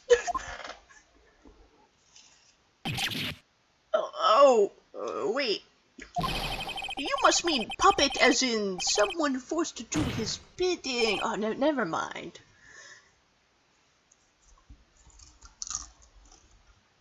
We are officially in the lower circle of hell! Admit it, Chief. You assisted Lana Skye in forging evidence. Your motive? To appoint her as chief prosecutor so you could control her. Righto, my boy. You have quite an imagination. Let me ask you something. What? Do you have any proof of this? That I controlled Lana? For example, is Lana testifying that I've done such a thing? Lana... She's keeping quiet to protect Emma. There's no way she'd testify against Gant. The stream itself is a temporary hell. Well, you guys are still here, obviously. I'm counting 9 followers right now. Not 9 viewers, not 9 followers. I have a little bit more than 9 followers. This is the bad place! This is the Badger place. I'm afraid without any proof, this all amounts to nothing more than mere conjecture. Unless... unless... that is also what happened in this incident. This incident? Which one would that be? Of course I'm talking about the murder of Detective Bruce Goodman. The chief prosecutor has been acting strange throughout this entire trial. Almost as if someone has been controlling her. And Edgeworth would know all about that, wouldn't he, after growing up with Von Karma? Worthy, you'd better watch your tongue. I wouldn't want you to get hurt. Just what do you mean? What he means, Your Honor, is that Chief Gant is involved in the murder of Detective Goodman. Not only that, but the Chief is now making Lana take the rap to cover up his involvement. What?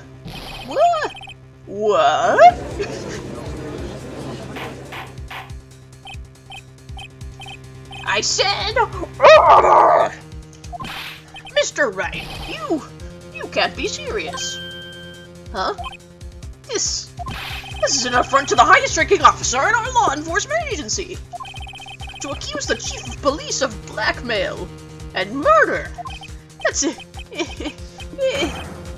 completely normal.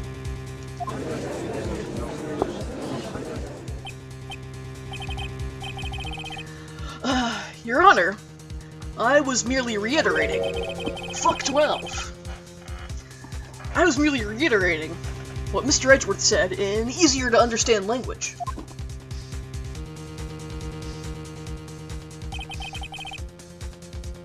It's too late, Mr. Wright. I've already peed all of the pee out of my penis.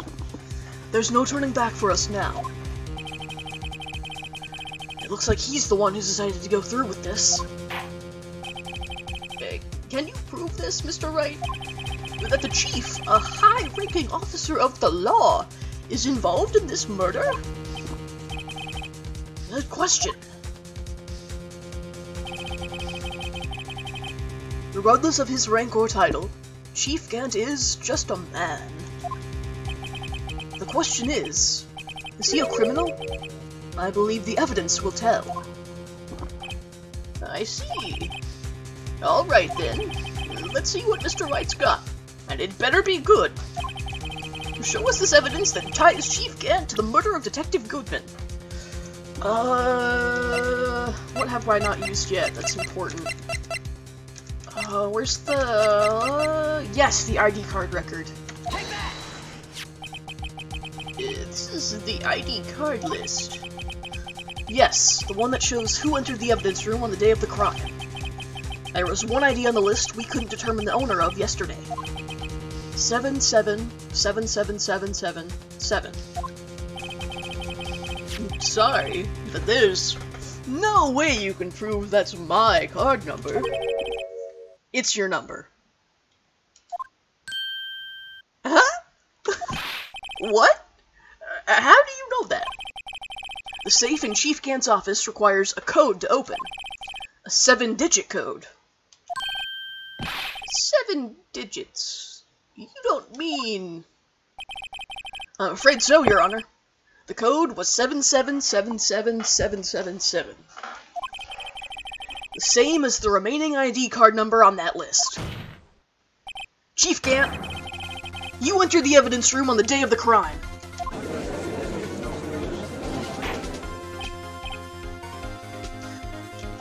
Chief Gant, what do you have to say? Nothing. The defense's search of my office was in violation of regulations. And I will demand Mr. Wright be punished to the maximum extent of the law. But right now, this court demands an explanation from you about the use of this ID card. Chief Gant, so you admit it? You entered the evidence room on the day of the crime? What about it? I'm chief of police. Whether it's the evidence room or the bathroom, what's the difference? I can go anywhere I want. I'm sorry. Are you implying you took a dump in the evidence room? Sir? Sir? Like, hello? Excuse me? Tell me, when you entered the room, were you alone? I always go to the bathroom alone.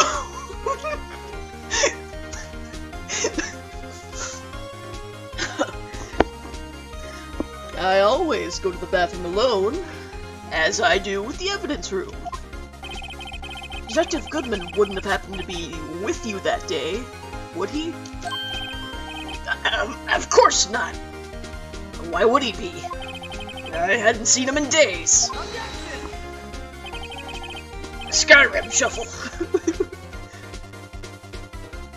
You hadn't seen him in days, Chief Gant? I'm afraid you've just undone yourself. On that day, you had to have met with Detective Goodman. What do you mean? This trial's purpose is to determine Lana Sky's guilt. No, it isn't, Your Honor. This trial's purpose is to determine the truth. I didn't wipe my butt, I just pooped and got up.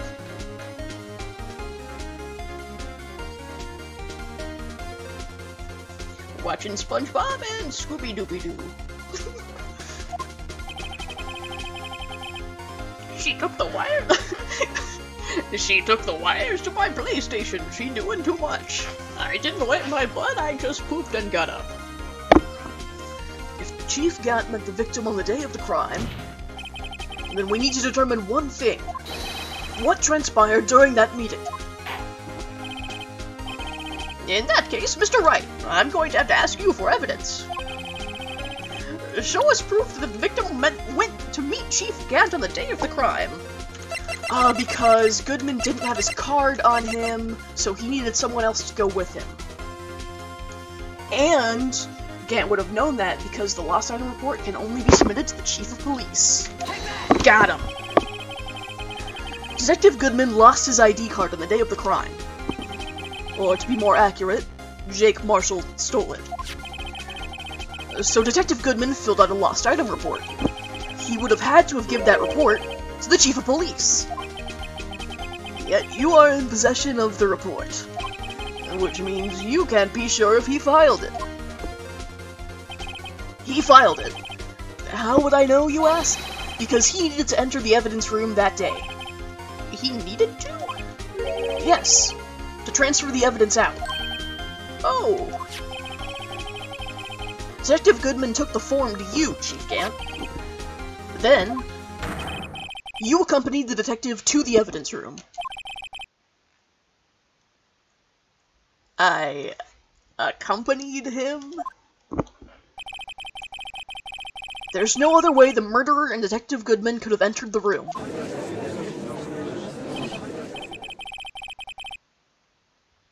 Kara, you'll have to, like, post it on Twitter or something, because I think I still have links to- No, I don't have links disabled here, what? Hang on a minute. Hang on a minute, I'm opening this now. Oh my god! What the fuck is this?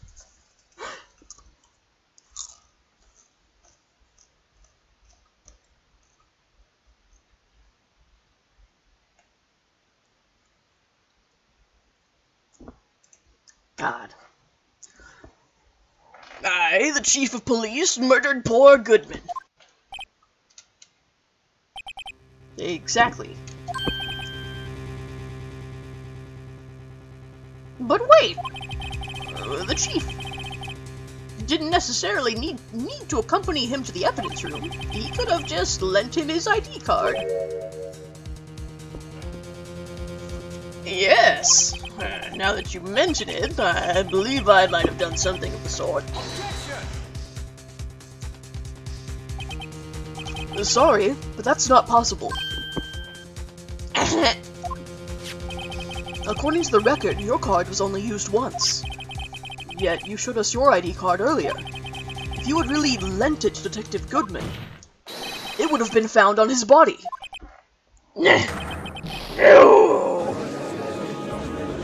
Oh hey, look, there's a little bit of that lightning shocking everyone to death. Chief Cat! You didn't! The murder was most likely a spur-of-the-moment crime, for no one in their right mind would choose the police department as a place to commit murder, unless they were a cop. Oh wait, look who you are! After the murder, you contacted Lana at the prosecutor's office. Why? To dispose of Detective Goodman's body, of course. You're forgetting, Mr. Wright. The victim's body was discovered in the prosecutor's office parking lot. How does he manage to move it there? I was at the police department the entire day, you know. And everyone's aware that Lana stayed at the prosecutor's office after the ceremony. Everyone except me, it seems. Still, you're the chief of police. You have an entire police force at your disposal. Oh, so you think I just ordered an officer to do it? Hey you! Take this here dead body over to the prosecutor's office. I don't think so. Chief Gant, you left all the evidence we need to prove how you moved the body to the prosecutor's office. All this time, I thought it was just a useless clue, just taking up space. How could the chief have moved the body? Mr. Wright, show us this evidence. To move the victim's body, Chief Gant used this. Edgeworth as a patsy! This is how he moved Detective Goodman's body. A parking stub? Miles Edgeworth.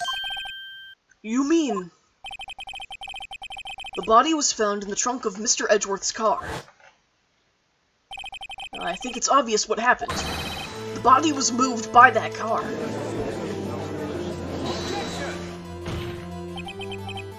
You mean I carried the victim's body? Precisely so. But wait, Even you know, I didn't plan on returning to my office after the ceremony finished that day. But you did return. Tell me, why?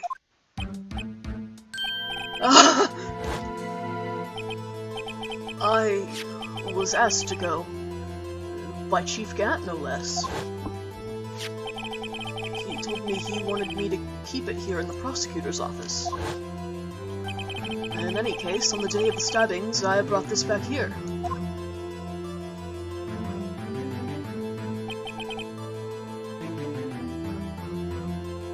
So you see, what you were really taking to the prosecutor's office wasn't the screwdriver, but the victim's body in your trunk.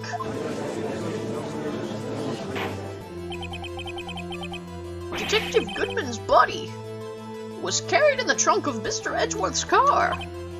Yes. Unless, of course, you have another explanation, Chief? Why else would you have asked Mr. Edgeworth to transport evidence from a closed case? There's only one plausible explanation. To transport the body to your accomplice, Ms. Lana Skye.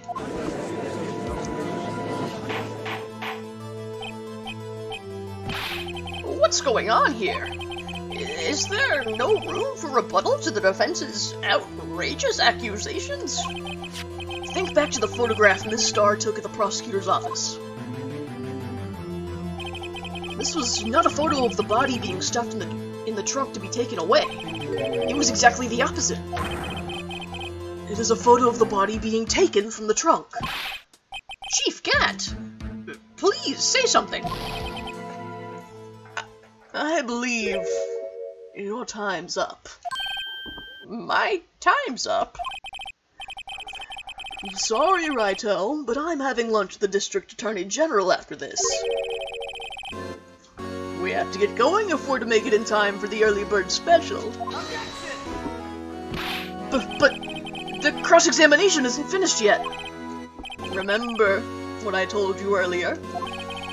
A police chief has all kinds of weapons at his disposal. Weapons? Like the right to refuse to testify. I'm invoking that right now. What? That is not a right to be casually invoked. There are certain risks to be considered. So you're going to just run away after all this? Run away? Don't make me laugh, Worthy. I stabbed old Goodman. That's what you're saying, right? But if you had any conclusive evidence, you would have presented it by now. Well, You think I had Lana dispose of the body? If so, then show your proof and get it over with. I'll say it again, Mr. Wright. Damon Gant is the current chief of police. This court will not tolerate any accusations against him without concrete proof. Well, Mr. Wright. Your Honor? Do you have any concrete proof? Proof that Chief Gant murdered Detective Goodman and made Miss Skye dispose of his body? Do I have any concrete proof? I do not! It's no use showing evidence I'm not even sure of myself. No, Your Honor. At present, I have no conclusive evidence. See, Aji? In that case, this court is forced to penalize you for your allegations against the chief. What? Here's a tip. Never gamble what you can't afford to lose, Righto. It seems that Lady Luck was on my side again today. Okay, Aji. I'll leave the rest to you. And with that, I teleport away.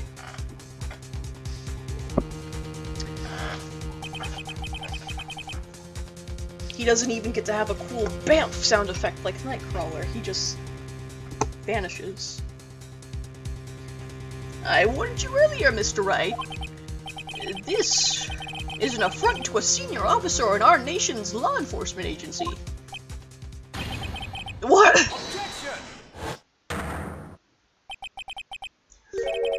Lady Luck, Maybe we should have a word with her. I'd like to be a misogynist to an abstract concept of luck for it. I think that would be fun. Mr. Edgeworth? What do you mean? There's one lady who knows the real truth behind this trial. We haven't yet had the honor of hearing her testimony. A lady who knows the truth. Another witness. In the absence of conclusive evidence, the only other method of proof is testimony. But Chief Gann has invoked his right to refuse to testify. There's still someone else. One more witness who can answer all the questions raised in this trial. Someone right in this very room. Mr. Edgeworth, who is this person? Why are you asking me, Your Honor? Have you forgotten? The defense is the one calling witnesses today.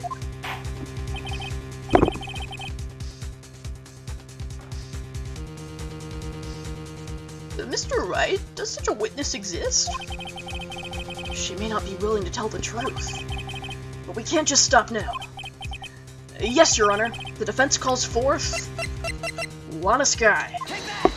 The defendant, Ms. Lana Skye?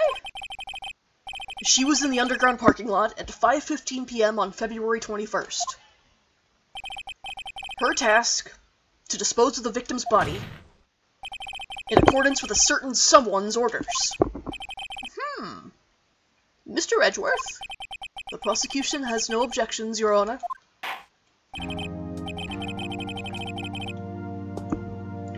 Very well. The court will now take its final recess for the day.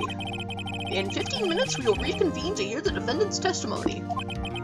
This court is now in Hold on! Huh?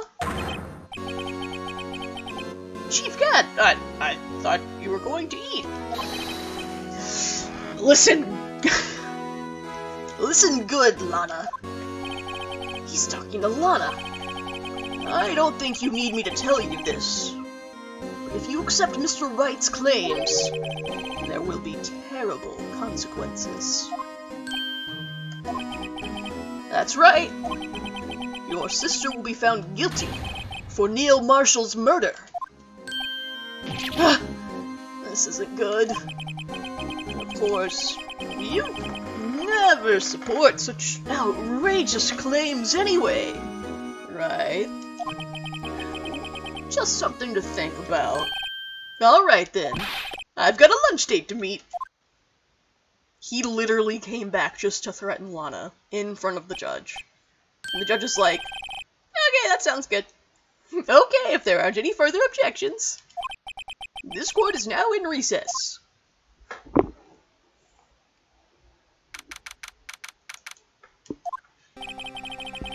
Looks like we managed to stay in the game. Yeah. Thanks to your help, Edgeworth. That chief. He's something else, eh, pals? Detective Gumshoe! I'm not a detective anymore. Oh yeah. Sorry about that. Don't worry. I've already decided where to work now. At your office! My office? Sure! I'll take the place of that top-knotted girl you used to work with. Could he mean Maya? Still, looks like we're all out of moves now. Chief Gant's done it again. How is it he always gets the upper hand? It's not fair that he has the right to refuse to testify. Settle down, Wright. Remember what the judge said? But Chief, that is not a right to be casually invoked. There are certain risks to be considered. Risks? What did he mean by that? It's simple. Shit, that's the judge's voice.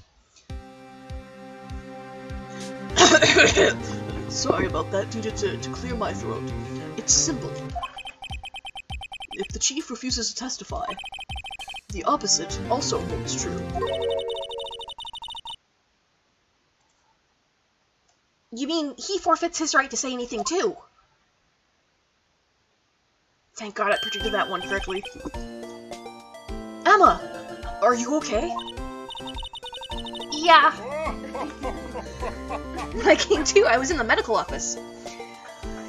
Oh, thanks for the follow, Xbox CW. I really appreciate it. I've been listening to the trial from the gallery. So she heard everything that's been going on. Emma, I'm sorry for what I said before. No, don't be. It was the truth. You know, it's funny. I almost feel somehow relieved. Relieved? Yeah. Now I finally know what really happened. To think that all this time, my sister was being blackmailed by that terrible man. And she did it all just to protect me. Ever since her appointment as chief prosecutor, everyone who knew her said she changed. Perhaps it was easier that way for her. What do you mean? What do you think I mean? To follow Chief Gant's orders. She must have shut herself up deep inside, to force herself to do anything and everything the Chief told her to do. That must be why she became so cold. Hey, like, anyone else thinking that, like, maybe this is Edgeworth speaking from his personal experience, or, you know, maybe it's just me? It was all my fault. It's all because I murdered Mr. Marshall. Hey! Don't go blaming yourself now. If you want to blame anyone, blame... I forgot that was in this case! Oh my god, pal, I'm gonna become the Joker! If you want to blame anyone, blame society, pal! Hey, you see this bandage on my cheek? You wanna know how I got these scars, pal?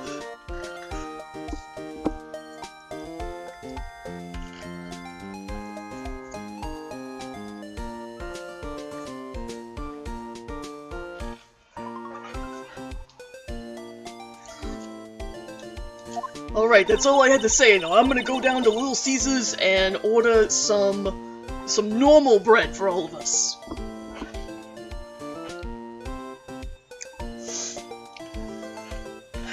Chief Gant may be able to fool everyone else with his forgery, but he can't fool my memory. I remember now. I knocked Mr. Marshall into that armor. I see. Well, we better get back. It's time for the final act. I'm gonna listen to my favorite song, Normal Frog. Can you guys please stop fusing into one singular organism in my chat? Emma, why don't you wait here? No. I'm going with you. I want to be there. When Lana tells the truth. Let's go, right? It's time to end this. We are Legion. Oh my god, are you're Professor Xavier's long-lost son? The mitochondria of the chat.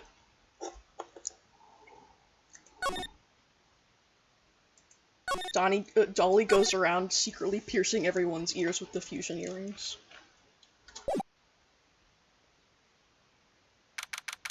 Alright, now this is the actual final part of the finale. Hope everyone's ready.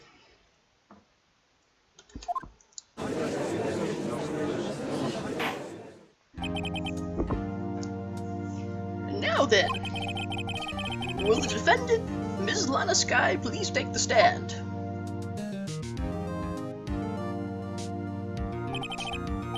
Ms. Lana Skye, you are the chief prosecutor. I'm sure you're aware of what is required of you. But Mr. Edgeworth, you already know everything. You know all that I've done these past 2 years. Please provide the court with your testimony, Miss Sky. And remember, you are under oath. We want to hear the truth. Of course. The truth. Lana, no matter what happens, I'll always be your sister. And Lana had nothing to say to that. Okay. And now then, your testimony, if you will. First, tell us about your relationship with Chief Gant. Everything hinges on your testimony. You're the only chance we have to get Gant. Come on, Lana. Don't let us down.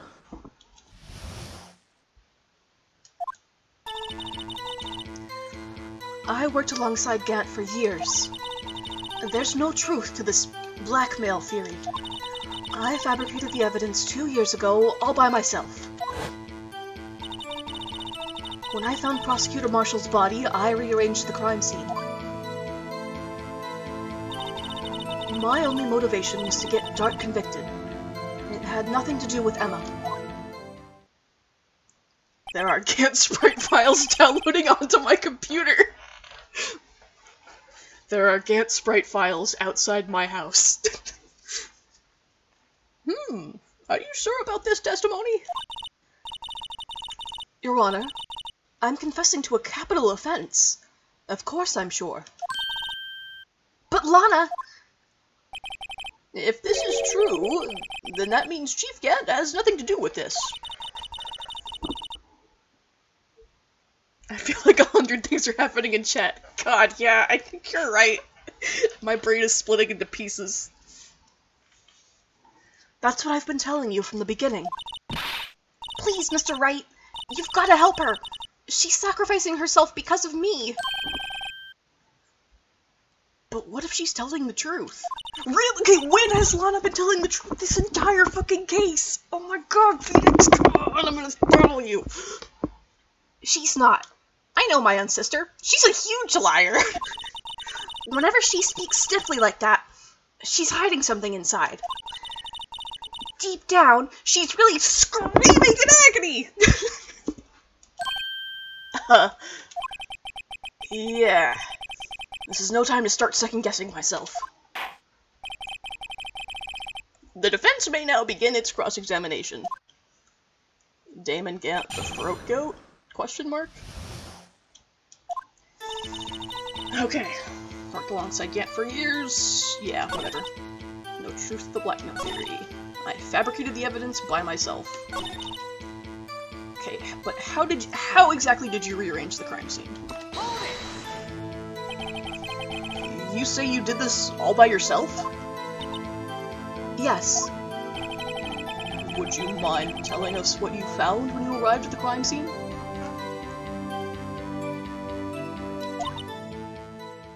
Susie sticks a woman to suck her dick, so we have to make the funniest joke in the chat in under 1 minute. Oh, and you're also at gunpoint. Okay, sorry, Nikki is referring to this stupid-ass fucking movie I watched last night. No, please, I'm explaining. Nikki's not insane. I am. Okay, so I was watching a movie from like 2001 because I've been on a Hugh Jackman kick, and it was like post X, like the first X-Men movie, Hugh Jackman as a hacker, where he's like the greatest hacker in the world. Okay, it's called Swordfish. You can look this up if you want. And like within the first half hour of the movie, he's recruited by a soul patch wearing John Travolta who wants him to hack into the Department of Defense. So he has him do it like at a table in this back room of a club. He has one guy holding him at gunpoint. A lady is sucking his dick, and he has a minute to hack into the Department of Defense. And he's like loudly counting down this whole time, like, oh, you got 10 seconds left. But he did it! He did it! This whole clip is on YouTube, I promise. It was the stupidest fucking thing I've ever seen. I didn't even finish the whole movie. I saw that part and I watched for, I don't know, maybe another half hour after that, because like 123 Movies or whatever site I was on to legally watch it was like kept forcing me to buffer, and I was like, this is the stupidest movie ever. I can't even finish it. Oh yeah, he didn't get to finish either. Okay, anyway, that's an adventure. Sorry, Lana. She had to listen to all of that. She's like, can I continue testifying, please? It seems I was the first person to discover the scene. Okay, I gotta get back in the scene here. Okay. Not this scene!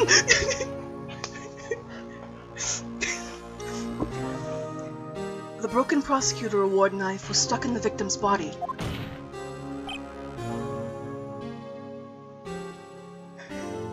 What? Okay, I'm glad I still have, like, this stupid, like, Charlie Day redraw of myself trying to explain things as, like, in place of where my face cam was, because that's exactly what I felt like trying to describe that scene just now.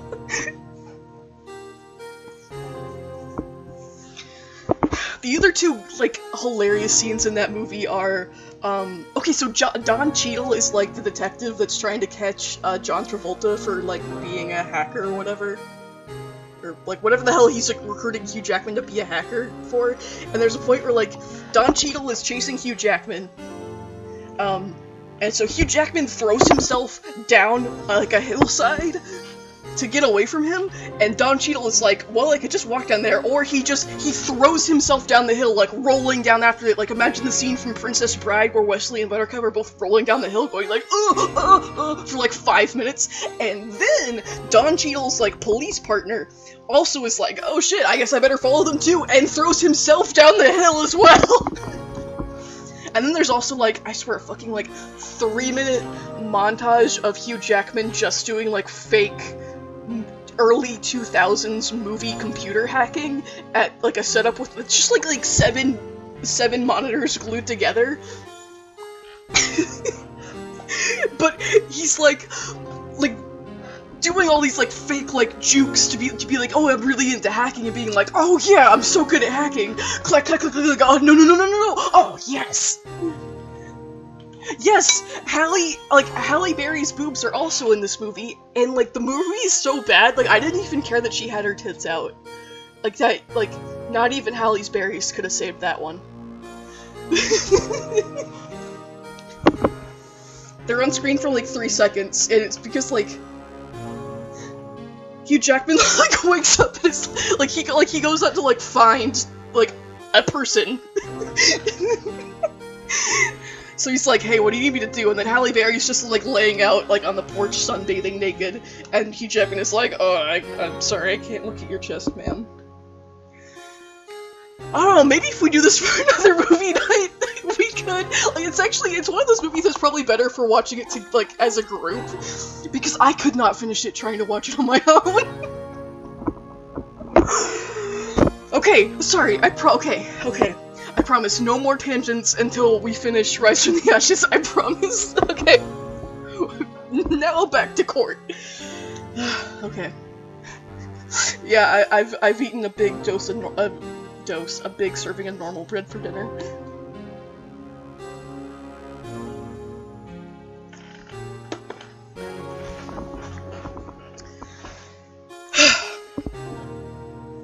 I'm sorry, I've just been talking about this all while Neil Marshall's corpse is impaled on this suit of armor.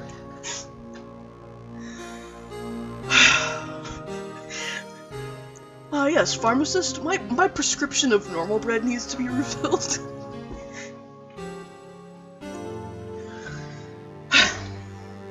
But Prosecutor Marshall died from an unfortunate accident. That's only a situation you dreamed was possible. Oh my god, why are you guys fucking talking like JoJo characters now with, like, every other word in quotes? The reality is, It wasn't my sister who took the prosecutor's life. Fantasize all you want, Mr. Wright, but I'll never change this statement. You mean Prosecutor Marshall wound up being killed by Dark? Something like that. If that is so, what happened to the other murder weapon? Dark was carrying a switchblade knife. Oh! That was lying on the floor a little distance away. It was probably knocked away in the struggle. That's not how it went down. She's trying to cover up her lies with more lies. It's lies all the way down. All just to protect me.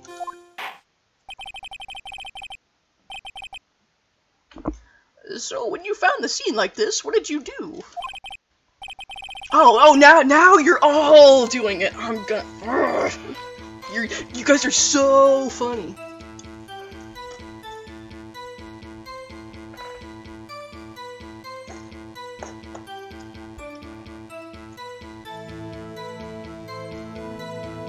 Are you guys done yet? Are you done? Are you quite done yet?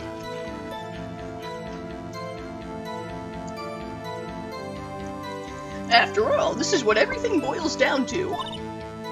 Yes. I broke off the tip of Dark's knife, planted it inside the wound, and moved the body. That deserves a little precedent. You planted the tip of Dark's knife in the victim's wound, and then you moved the body? But why? Why would you do that? You of all people should know, Edgeworth. You've always had a good head on your shoulders. My head isn't that bad, but maybe I ought to ask for the sake of the others. God, I can only imagine how bad I would be right now if I was still playing Layton and having to do puzzles while all of this is going on. Yeah, Phoenix is pretty good at giving head. So, why did you move the body? When you showed up on the scene, where exactly was the victim's body? It was where you deduced it was. By Chief Gant's desk. But the body was found by your desk. Why did you move it there? The reason for that is simple. Let's have the witness explain this in more detail.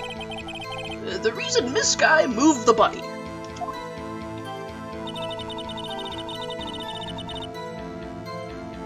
I'm this close to putting chat in slow mode because I just have this pop-up of like fucking JoJo references in my goddamn like the overlay of this game.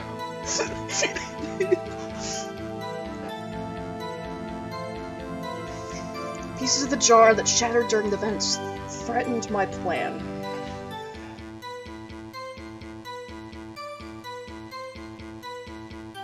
Okay, percent the jar.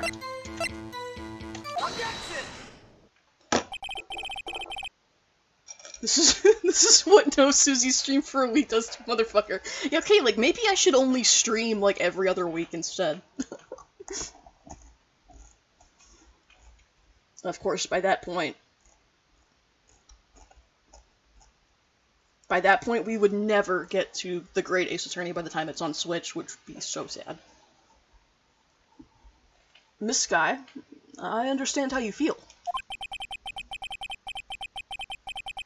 You committed that crime 2 years ago to protect your sister. Okay, why is crime in quotes? I think, like, manipulating a crime scene and forging evidence is still, like, an actual real crime. Like, what the hell, Phoenix? You mean the forgery at the scene where Neil Marshall was murdered? If the truth were to be exposed now, the past 2 years of your life will have been in vain. Even so, I am compelled to bring to everyone's attention a significant contradiction within your testimony. A contradiction? In my testimony? It's more likely than you think. You testified, and I quote, "The pieces of the jar that shattered during the events threatened my plan." That's right. do you have a problem with that? Problem? It's a simple oversight, really. You see, a message was written on this jar with the victim's blood. Yes, the prosecutor must have written it in his final moments. A contradiction? In my vagina? Oh my god, imagine you're having sex with an attorney and then he all of a sudden is like, objection at your pussy. I object to this pussy.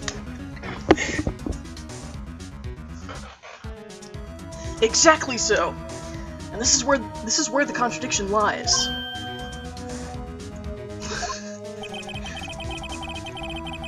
In order for the victim to be able to write his message on the jar, it must not yet have been broken before he died.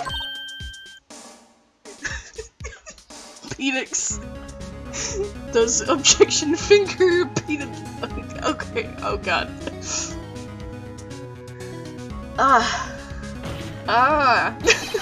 He couldn't have written Emma's name on a shattered jar. Okay, put on slow mode. How about emotes only mode? Yeah, actually, hold on a sec. Hold on a sec. You guys are in emotes only mode.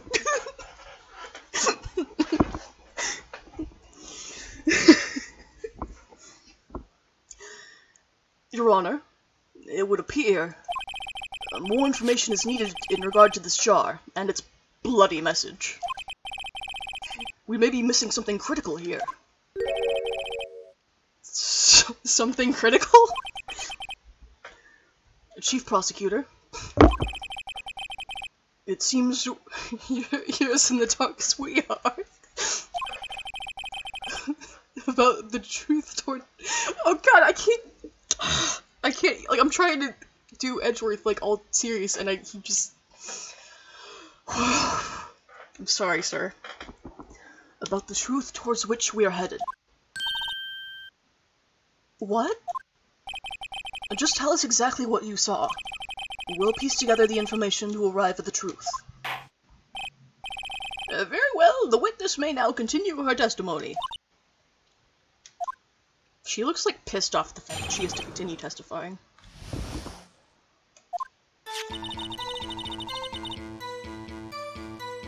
I immediately noticed the blood traces on the jar.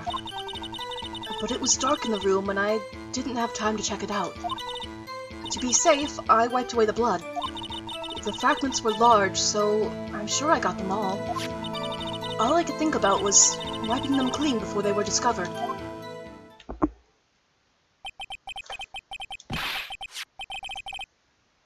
Okay, I think that's enough of that. Are we good now? Are we normal? Everyone take their doses of normal bread? You mean you were the one who wiped away the message in blood? I wasn't chief prosecutor at the time. She didn't think Dark was the real murderer. That's why she tried to erase the real evidence. Very well, the defense may now begin its cross-examination.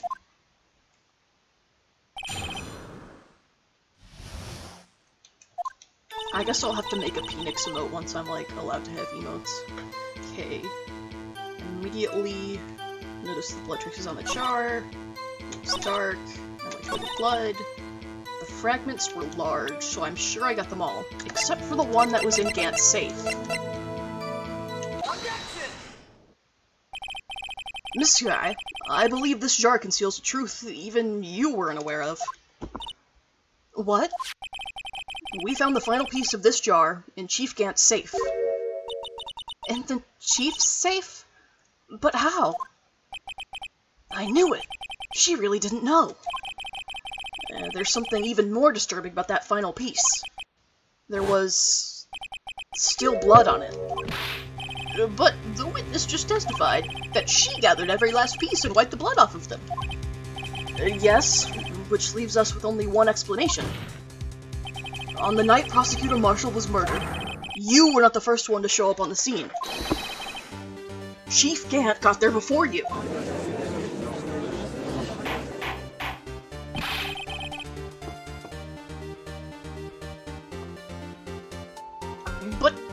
defendant have simply missed a piece? I'm afraid that's unlikely. The pieces are too big for anyone to miss, let alone an ace detective. Ace detective? Luke at me? That may well be, but everyone makes mistakes. Everyone has those days. Everyone knows what I'm talking about. Everyone gets that way. Even I once wasted an entire day looking for my dentures. They were in my mouth all along. Ah! Can you believe that? Have you forgotten, Your Honor? When this witness arrived at the scene, the jar was already broken. Oh, that. There's no way a name could have been written on a shattered jar. Another person discovered the scene prior to the witness. I hope you're not implying this person was Chief Gant. At the time, he was looking for Dark downstairs. Besides, even if he was there first, why would he break the jar? The question is, if he did arrive there first, why did he hide that fact for 2 years? Well, Your Honor, can you answer us that? Velociraptor noises, I guess.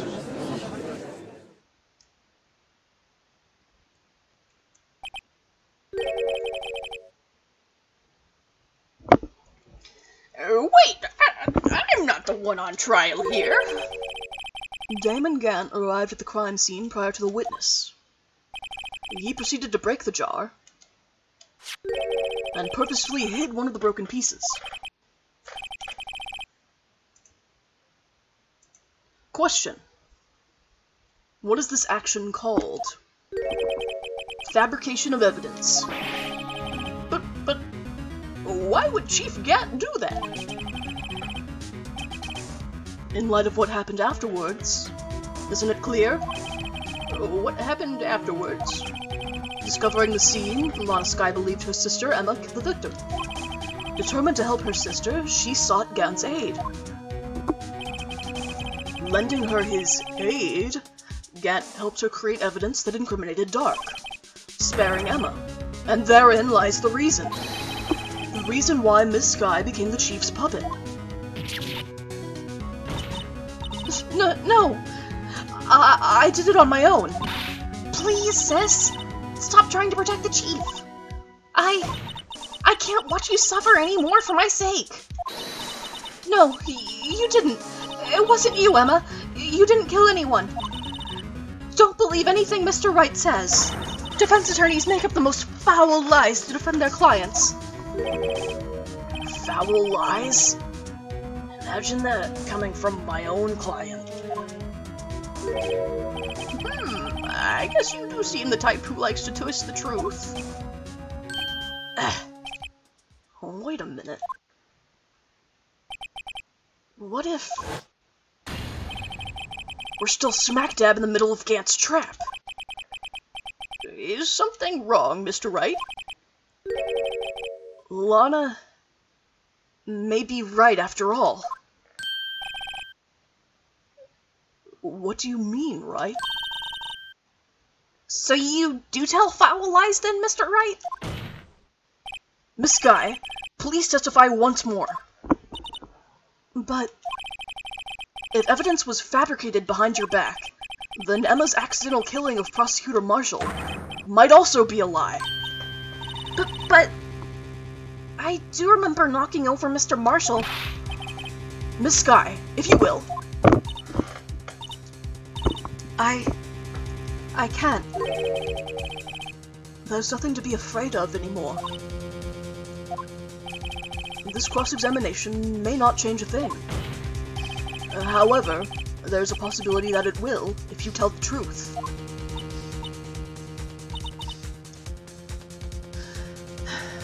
Very well. I'll testify about what I really saw. All right, the witness may testify once more for the final time.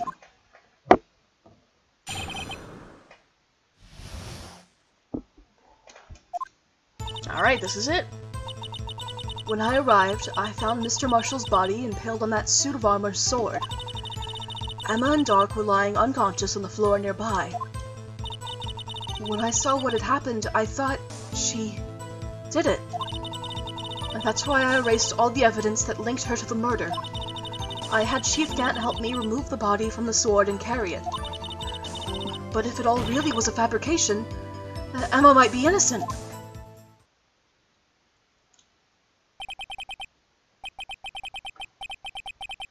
Unbelievable! The body was impaled on the armor's sword? You were the only one who saw that. If only you had proof. Actually, I do have proof. I gave it to Mr. Wright just this morning. What? To me? It's a picture I took of the crime scene as I encountered it. I thought it might be needed. But I don't remember receiving a picture like that. Lana must have known. See, Mr. Wright, she really does have faith in you. Very well, Mr. Wright. Please present this picture. I don't remember receiving any pictures from Lana. Lana said she gave it to you this morning, right? I seem to remember getting something from her then. Let's check that evidence again. There must be a picture in there somewhere. Okay.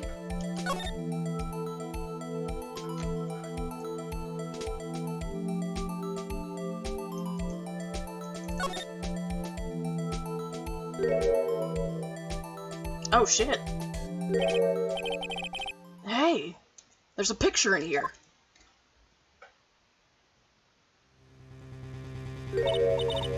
Oh my. This is the actual crime scene. No other detective saw the crime scene like this, because I contacted Criminal Affairs only after I had rearranged everything. Okay, Lana's picture inserted into the court record. Crime scene photo from the case 2 years ago taken. Mr. Wright! That piece cut out from his vest! Could that be the cloth we found inside Chief Gant's safe? What's this? This is a handprint, isn't it? That cloth. It had fingerprints on it. Whosever fingerprints those are must be the real murderer. What? But those fingerprints... they're yours, Emma! Why are your lips turning all purple, Mr. Wright? Anyway, let's get on with the cross-examination. So long as you tell the truth, we should be able to flush out the real murderer. Very well, the defense may now begin its cross-examination.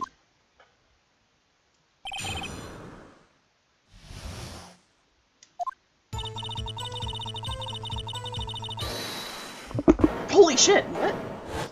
I didn't even get to... Oh! You came back just so you could be declared guilty. Okay, fucker. You wanna play like this? Let's dance, baby, I know the law. Come now, Udgy. This is the poorest excuse for a trial I've ever seen. Chief Gant. What? Now you want to make me out as the bad guy too? If so, I'd like to put in a word or two in my defense. Objection! Objection?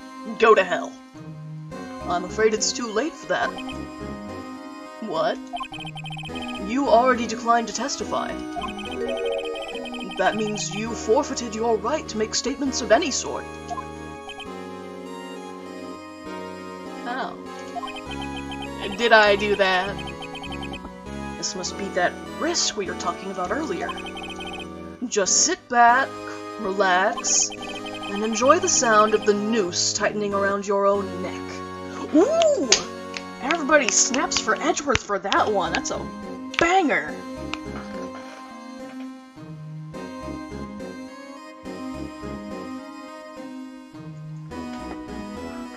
Ice cold, baby. G.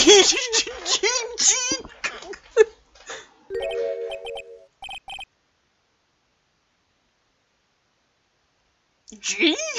Hung? So what? You think I'm worried?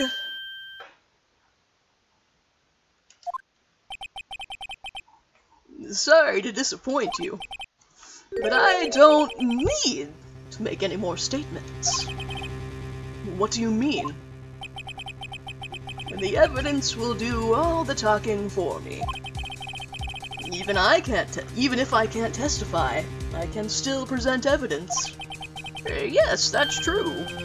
Oh wait, you mean you still have some conclusive evidence? No, I don't. But someone does. Someone? So, what's your excuse, Righto? Why have you been keeping quiet about it? You do have something to show us, right? Something that proves who knocked over Neil Marshall, causing his death? Conclusive evidence that leaves no room for doubt! Is this true, Mr. Wright?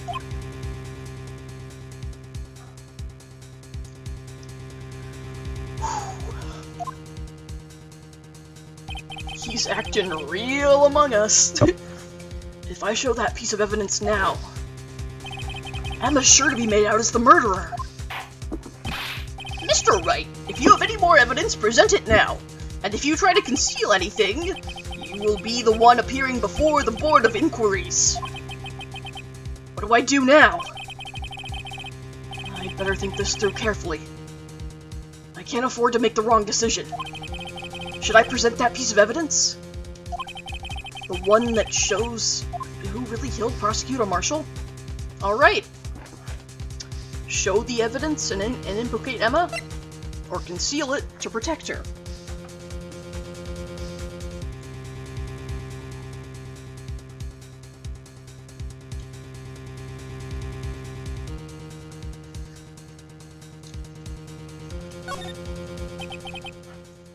Your Honor, I don't have any evidence I can present at this point in time.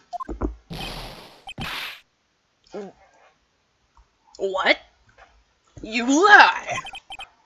Chief Gant, you opened my safe. I know you took what was inside. The conclusive evidence. I don't know what you're talking about. Mr. Wright, why don't you show them? We found it together.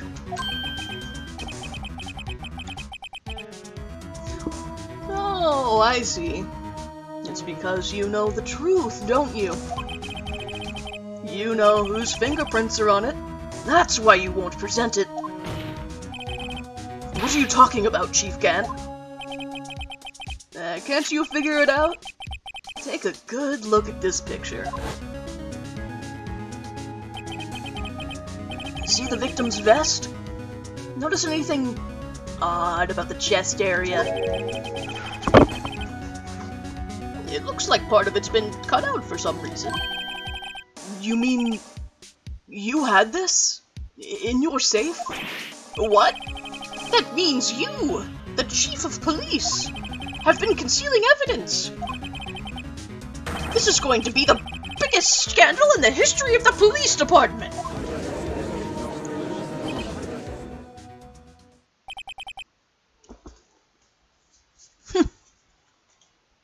Impressive.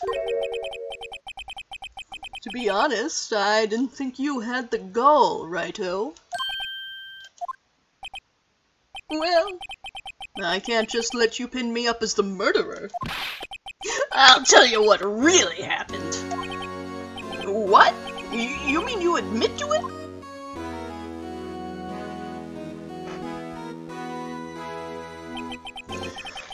I was the first person to arrive at the crime scene that day. It then occurred to me that I could use the situation to control Lana.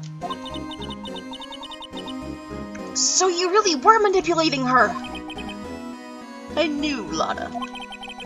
If I made it look like the blame lay with her sister, that when she saw the scene, she would ask me for my aid. So you assisted Miss Skye. I told her to arrange all the evidence. I had her plant the knife tip in the victim's body and move the body across the room. And I ended up using that evidence to get Joe Dart convicted. When I tampered with the crime scene, I hid 2 pieces of evidence. This was before Lana arrived at the scene, mind you. 2 pieces of evidence. You mean those items in your safe? But why? For insurance, of course. Insurance? I was sure my plan would work, but it's always best to be prepared for the worst. I wasn't about to let anyone blame me for a murder that girl committed. You mean you were calculating that far ahead while forging the evidence? What do you take me for?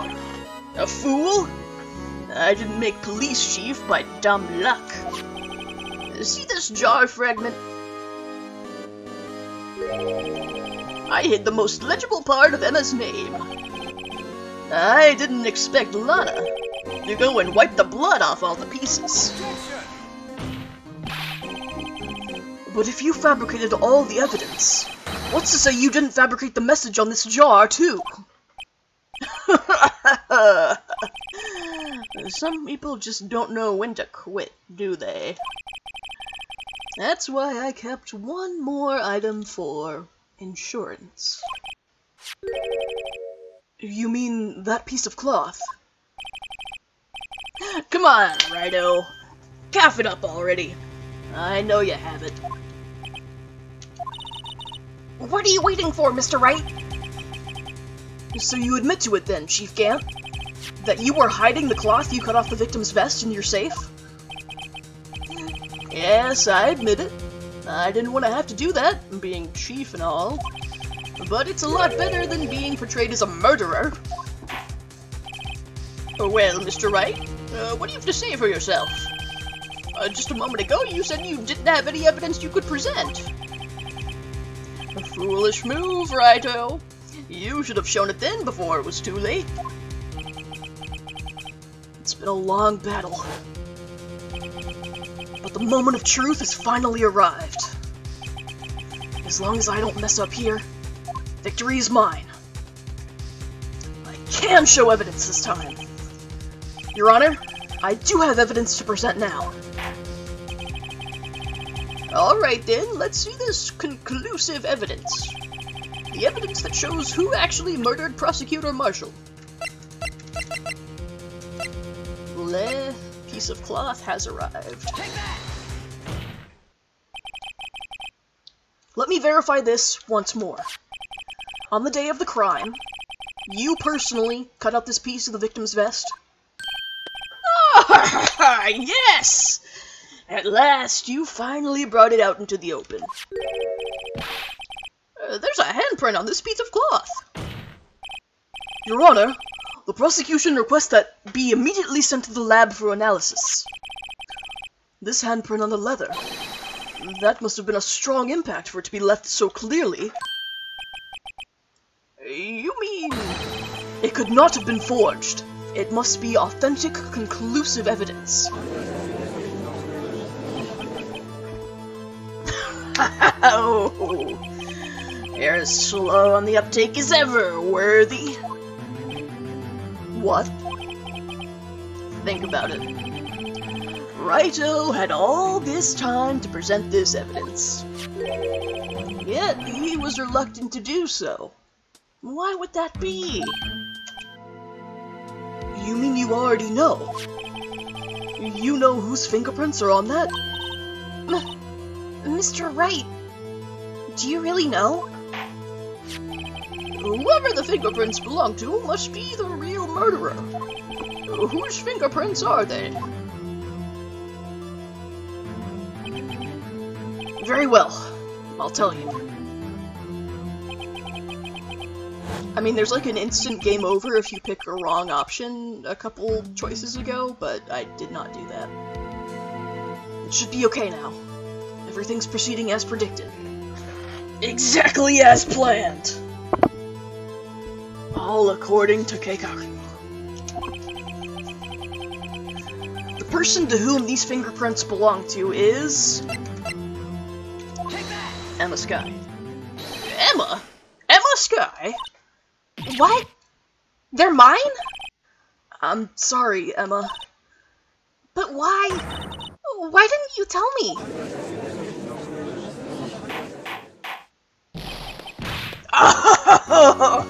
Oh, you're really something, Righto.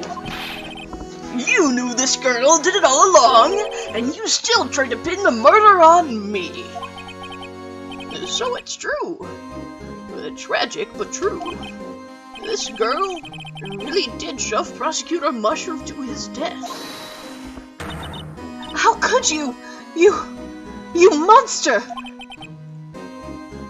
Miss Skye, you knew whose fingerprints those were all along, yet you acted like she really didn't.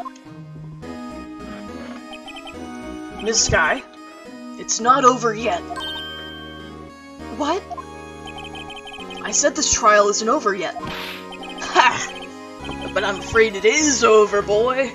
Not only this trial, but your career, too. Nah, that's not till a couple games later. You purposely concealed this conclusive evidence. That, my friend, is a serious offense. I'm looking forward to pressing charges after the defendant is convicted. I'll have your badge, boy. What's the matter? Cat got your tongue? Aren't you going to tell us how it feels? How it feels to be the one who single-handedly turned a poor little girl into a murderer?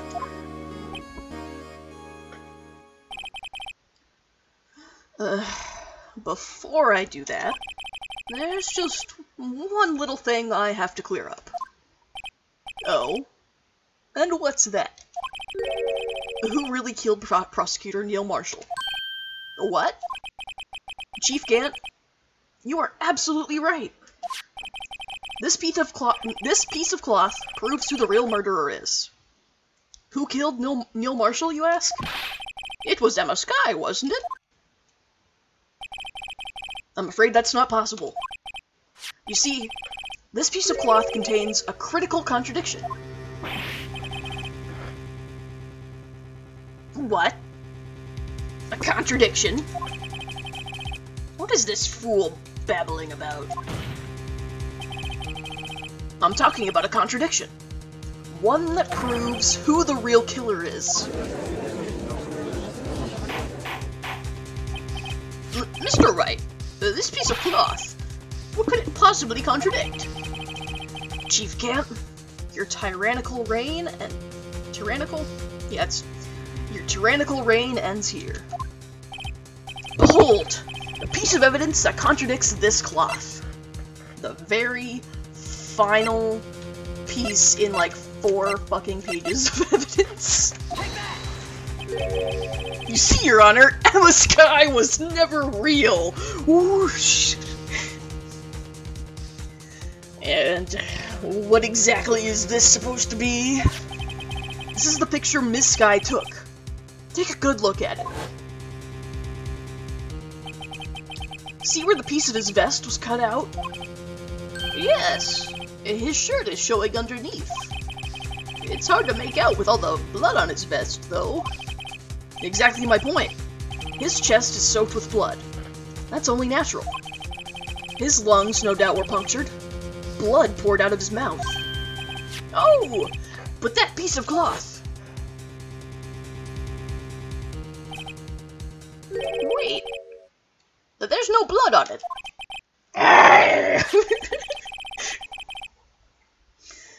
Since Emma Skye's fingerprints are on this cloth, there's no doubt that she shoved the prosecutor aside.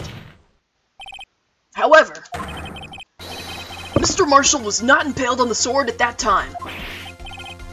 No! this is nonsense. Now then, Chief Gant, let me ask you something. Prosecutor Marshall was not impaled when he was shoved aside. He most likely hit his head on the ground and was knocked out. If so, then tell me, who could it have been? who could have arrived at the scene before Ms. Lana Skye, picked up the unconscious prosecutor, and impaled him on the armor's sword. Metal Gear. Then, to make it look like Emma was responsible for the prosecutor's death, said person proceeded to write her name on the jar with the victim's blood. A jar that they then broke on purpose to leave behind a clue. And make Lana believe her sister did it. Remember what you admitted only moments ago? That you personally cut out this bloodless piece of the victim's vest? Ironic, isn't it? Through the very act of creating insurance, you proved that you were the actual murderer.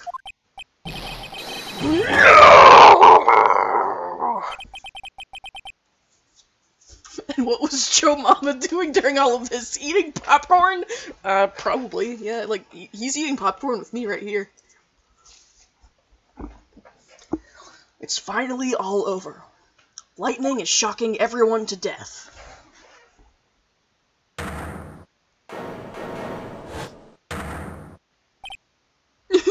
I didn't mean to. Is he gonna start cry typing at us?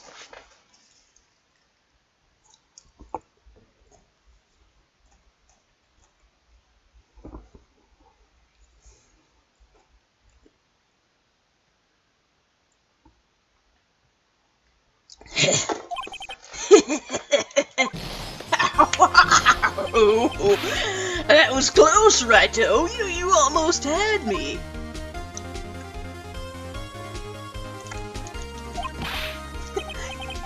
Sorry, but you'll have to do better than that. I refute your allegations. What do you mean you refute his allegations? You see, that piece of cloth is illegal evidence.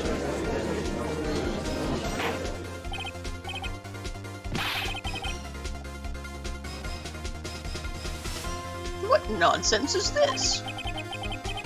Illegal evidence cannot be used to convict a suspect. Remember, Udgy? Time to whip out the book, Penix. Time to whip out his Penix. Oh my god, Gant, your mom is illegal evidence. Just take the L. Earlier, old Righto here concealed that piece of cloth. So then, what's your excuse, Righto? You do have some conclusive evidence, don't you? Your Honor, I don't have any evidence I can present at this point in time. Well, that's true. The defense did refuse to present evidence. At that moment, that piece of cloth ceased to be legal evidence. But that's not fair! Do you really think you could best me in court? It looks like the laugh's on you, son.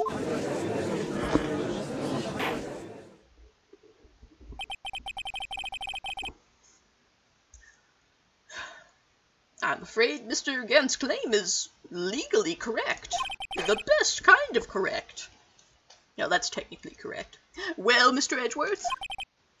True. Legal evidence cannot be used to convict a person. Assuming, of course, that the evidence is indeed illegal. Well, Mr. Wright? It seems, at last, the time for me to reveal my plan has finally arrived. Implying he had a plan. Mr. Wright, do you admit to it? That you purposefully and illegally concealed this piece of cloth? I did not! I admit I refused to present it at one point. So the evidence is illegal. Shut the fuck up, let me finish. No, it isn't, Mr. Gant. Huh? What? I did not conceal this evidence illegally. I did not. Oh, hi, Miles. It's not that I didn't present evidence then. It's that I couldn't. Will you shut the fuck up with the quotation marks? What do you mean you couldn't? There are certain procedures involved when presenting evidence. No, G, don't listen to his lies! Oh, he's literally about to start cry-typing. He's nothing but a coward! You can't really believe! There's only one issue left to be resolved in this trial. Is this evidence legal or not? Very well. Let us settle this once and for all. Earlier you refused to present evidence. If you can prove your conduct was not in violation of the law, then do so now. I'm gonna do it with my Evidence Law for Dummies book. It has pictures. This is my proof, Your Honor. Evidence Law. What's this? I've done my homework too, Chief. Indeed, Emma Sky's fingerprints were on this piece of cloth. However, at that point in time, this was merely a piece of cloth. Nothing more. What? You see, it's written right here in this book. The second rule of evidence law. Rule number 1. No evidence shall be shown without the approval of the police department. I found this piece of evidence myself, inside your safe. It goes without saying I did not have approval from the police department. Rule 2. Unregistered evidence presented must be relevant to the case on trial. And here's the crux of the matter. You see, at the time it was impossible for me to prove the relevance between the cloth and the SL9 incident. What? What kind of nonsense is this? You want relevancy? Just take one look at this picture and... Shut the fuck up and let me finish, dude! Sorry, but can you recall... When was that picture presented? That was shown only a few moments ago. Feels like hours. No! He's right. At the beginning of today's trial, that piece of cloth was still meaningless. The person who gave it value as evidence was you, Damon Gant. You yourself confessed to a certain truth. Let me verify this once more. On the day of the crime, you personally cut out this piece of the victim's vest? Oh, yes! No! It was then that you approved this cloth as conclusive evidence. Yes, you, the Chief of Police, personally approved this cloth.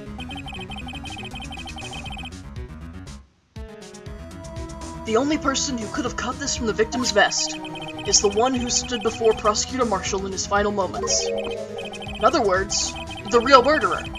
And there's only one person who that could be. Damon Gant, the killer was you.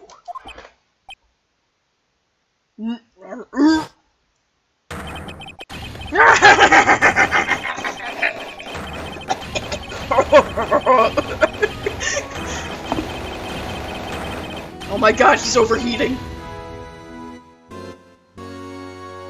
Monkey? I knew I should have gotten rid of him. That good-for-nothing scum. For 2 years he's been snooping around the department trying to get something on me. Crimes are being committed every day, and he insisted on hounding me. Well, your crime wasn't exactly petty. He wanted to reinvestigate the case. He recruited Angel Star, then convinced Bruce Goodman. Detective Goodman? Yeah, that's right. If the evidence is transferred, I'll lose my only chance to find out the truth. Please, you've got to help me.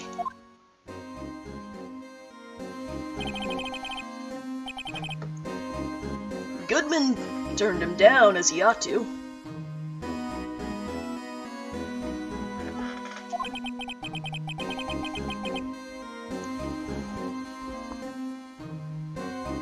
Still,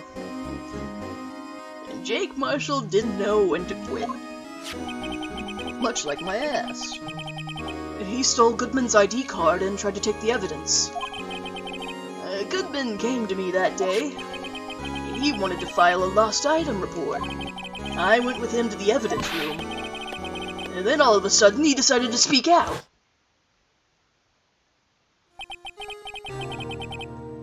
What are you talking about, Goodman? Can you please reopen the investigation, Chief? We can't transfer the evidence out. There are too many questions left unanswered.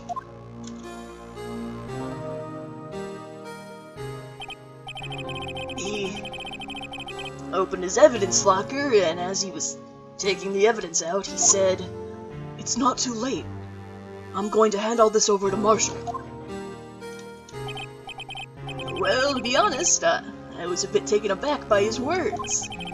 I had a bad feeling when he came to see me, but I never thought he'd bring up SL9. That's when I saw it. That accursed knife.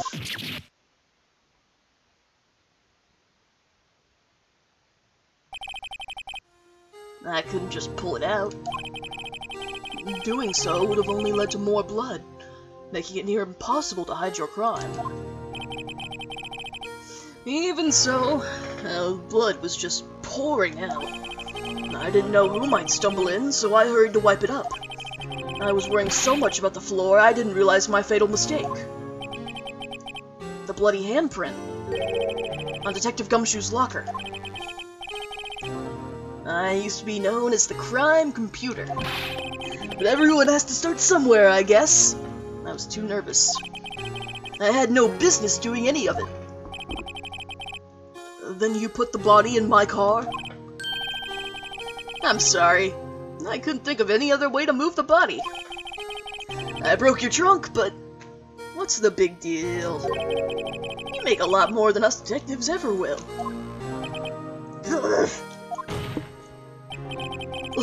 Leaving the prosecution's car aside, how? How could you get Miss Sky involved in all of this?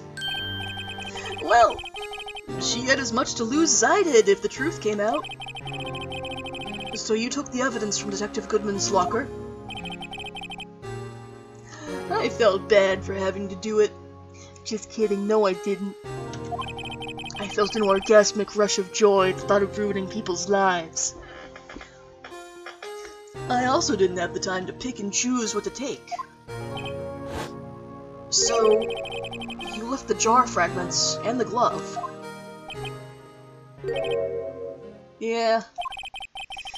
Looks like I was better off being an investigator of crimes than a committer.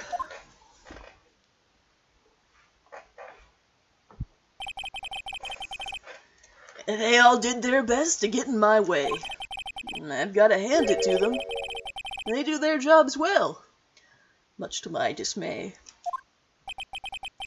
Fake evidence doesn't hold up very well upon close examination. You must have known that.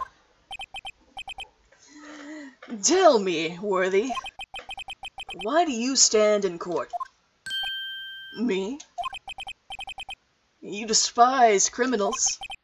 I can feel it. You and me were the same. One day, you'll understand. Oh, believe me, you will. You're just one man.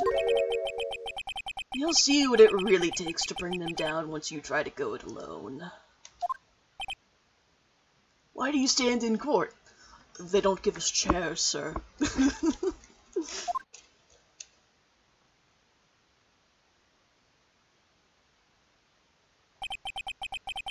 Well, looks like it's time to say goodbye.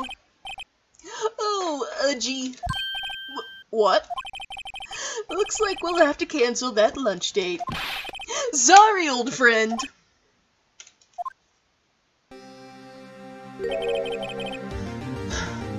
I'm sorry too, Damon Gant. I knew you as you used to be, long ago. You were once a fine investigator, and an example to others on the force. I'm sorry to learn that you are no longer that person.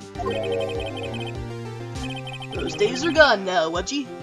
Thanks for all the memories, though. Don't worry, you'll be fine. Now you have Righto here. He blows the judge. And Worthy. And with those two around, you can't go wrong. In fact, I can hear them already. The melodious sounds of a new beginning.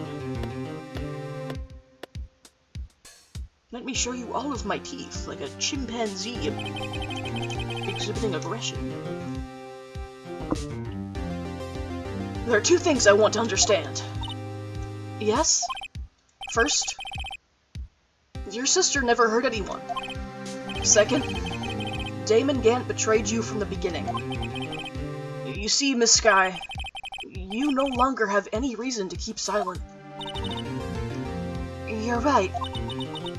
When this trial is over, I'll tell everything. All that I've done these past 2 years, from the time I had Gant help me forge evidence up until today. So, it seems all the questions raised into this trial have been answered. I'm sorry, Miss Sky. I couldn't get you out of all your trouble. My. What high standards you have for a rookie. I can see why Mia thought so highly of you. Who knows? A few years from now, you just might make it to the top. And she's smiling for the first time! Oh god. I owe you my thanks, Mr. Wright. Miss Sky. And to you too, Mr. Edgeworth. You've suffered every bit as much as I have over these past few days. Live sexy! Believe me, I know how much of an ordeal it's been for you.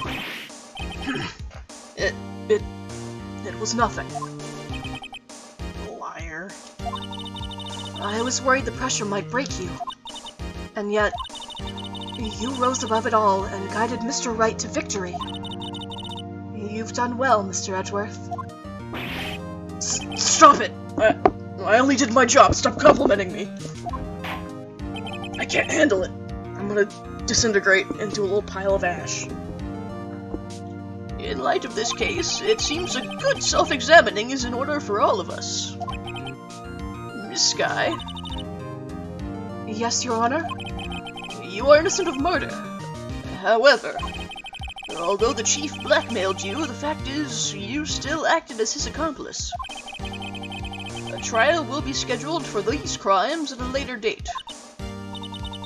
Yes, I understand, Your Honor.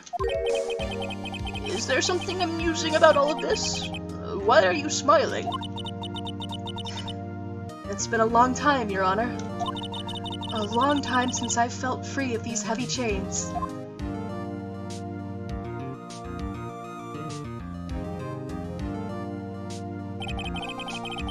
Well, this trial has gone on far too long already. You can fucking say that again, Jesus Christ. Next time on Ace Attorney, the defense is ready, Your Honor. Pile of ash shuffling in a confirming manner. Regarding the charge of murder, this court finds the defendant, Ms. Lana Sky, not guilty! Woo! Yay! Woo! Yeah! Go, Lana! You go, girl! That is all. This court is adjourned.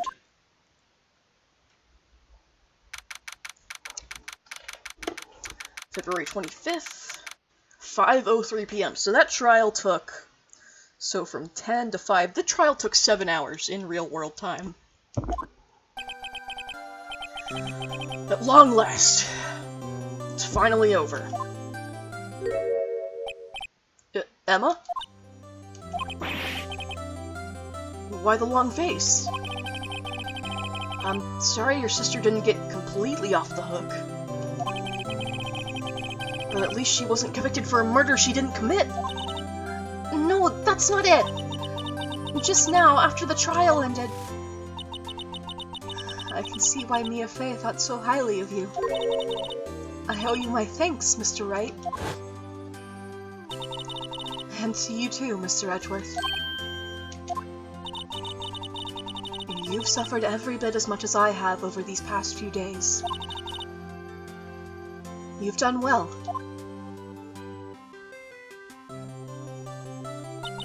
You know, I did my best too, but Lana didn't say a single word to me.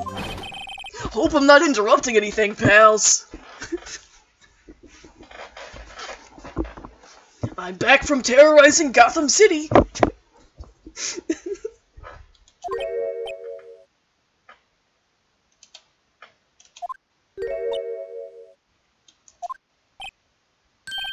Oh, I guess I am. Again. I'll come back later. He's pouting again! Oh wait, Detective Gumshoe! What is it? Why do you keep edging him like this, Phoenix? You're doing this on purpose, aren't you? Making Detective run all around while on duty, and to top it all off, you call me here?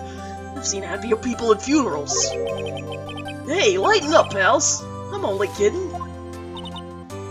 Oh, are you here because of my sister again? Nope, not this time. I came today because of you, pal. Me? That's right. I thought you'd like to see someone. Is it Missile? Lana! Should you be doing this? She's still under arrest, you know. Well, I won't tell if you won't. Emma, I owe you an apology. It's okay, sis. Don't worry about it. That day, 2 years ago, was the first time in my life I ever panicked. It was all I could do to keep myself from screaming. All I could think about was keeping you from getting wrapped up in that mess. Sis, I asked Kat to help me cover up the truth. I thought I was doing it for your sake, but now I realize I was wrong. I changed after that day. I had to. It was the only way I could make it through the past 2 years. I knew how much I was hurting you by distancing myself, but I couldn't bring myself to tell you what I did. I was scared. I was scared that you'd look at me with those eyes of yours. I was scared of how you'd react if you knew. But sis, you were only doing it for me. No. Huh? I turned my back on you that day. In hiding what I believed to be the truth, I was deceiving you. Sis, I'm such a fool. It took me all this time to realize it. Emma, I am so sorry. But sis, you don't have to apologize. I'm happy now. You're happy? Of course. You know, sis, I always knew that one day you'd come back. And now you have. Oh, Emma. Emma. I'm fucking crying. Oh, God. No one can change the past. The only thing we can do is strive to make up for our mistakes. Why must we make up for our mistakes, you ask? Because in so doing, we can find the way back to our rightful path. And it is from there that we can move on toward a brighter future. At least, that's what I felt, watching the two sisters make up.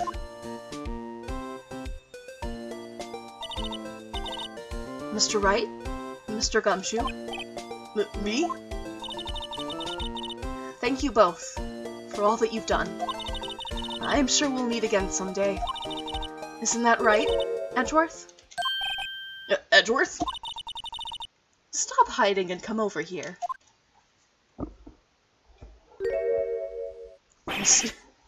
Where was he hiding?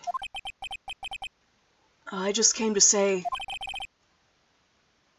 congratulations. Thank you. Thank you, Mr. Edgeworth. Right. Well, I'll be going now. And then he disappeared from existence. Mr. Edgeworth, I hope you don't blame yourself for what happened.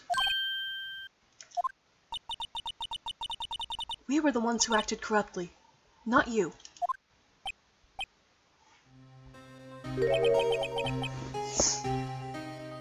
It's too late for me. No matter what anyone may say, I realize today that I can't correct my mistakes. Mr. Edgeworth. Not only that, but I don't even trust myself anymore. Chief Gant was right.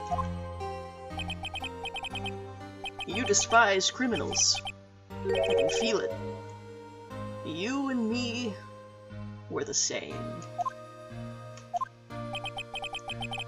One day you'll understand. Oh, believe me, you will. You're just one man. You'll see what it really takes to bring them down once you try to go it alone.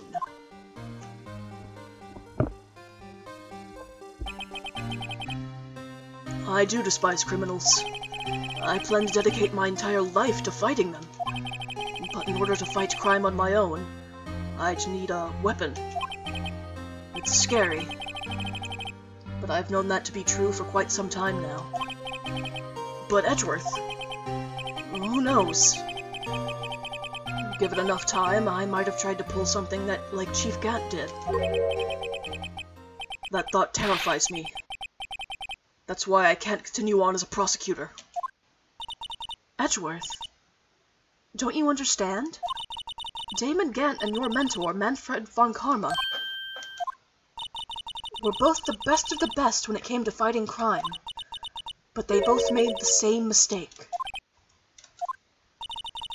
You said in order to fight crime on my own, I'd need a weapon. That may be true, but think back to today's trial. You weren't alone. You were working together with Mr. Wright, and because of that partnership, you were able to present evidence that otherwise would have gone undiscovered. Isn't that right, Mr. Wright? Huh? What? Oh, yeah. What is this, a pop quiz? Come on, Mr. Wright! Show him what Lana's talking about! Evidence, huh? Something that neither Edgeworth nor I would have been able to find on our own.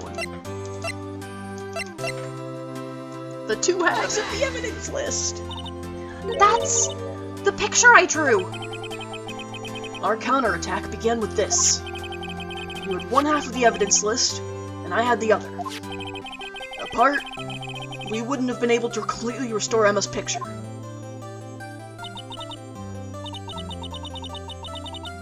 That didn't just happen by chance, Mr. Edgeworth.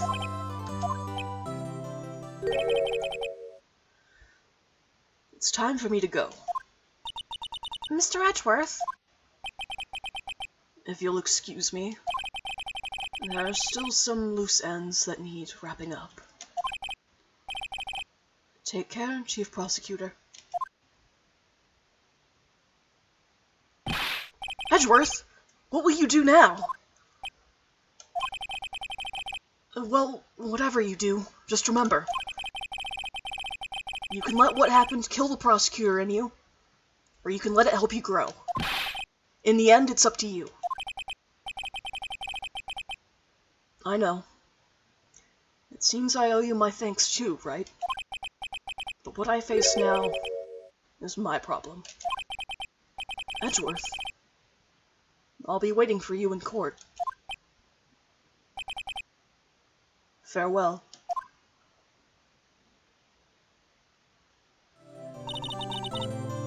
I'd better be going too. Okay. but I'll be by to visit soon. It seems we both have a lot to learn, and catching up to do. Here, this is a little something for you. Scientific investigation. And it has another little ducky on it. It's the first book I ever bought. The rest of them I stole. Study it well. Thanks, sis. I will.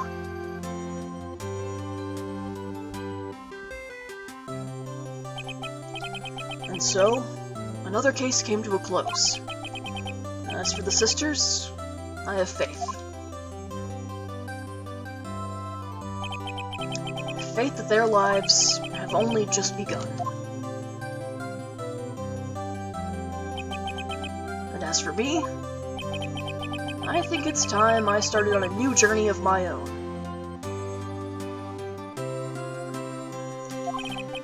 A journey to rediscover myself. Well, don't go trekking off just yet, pal. Huh? What is it, detective? It's just a little matter to be resolved about the chief prosecutor. You see, she isn't supposed to be at a jail like this. But I thought you said it was okay.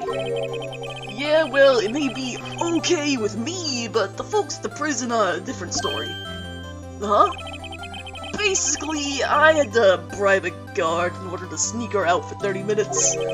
Believe me, it wasn't cheap either. Huh? way to go, detective! I didn't know you had a wild side. Yeah, well, you see, Mr. Wright here is the one who will be footing the bill. Huh? Huh?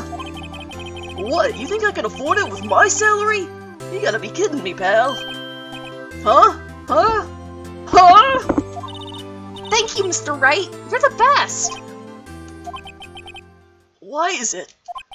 I suddenly feel like I want to scream. Hey, I got an idea. Why don't we all go pay it off together? Yeah, that's a great idea. Come on, guys. Let's go.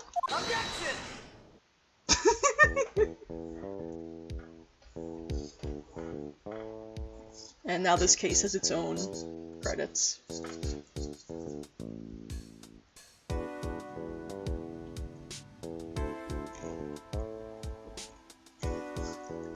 And now Emma's going to Europe.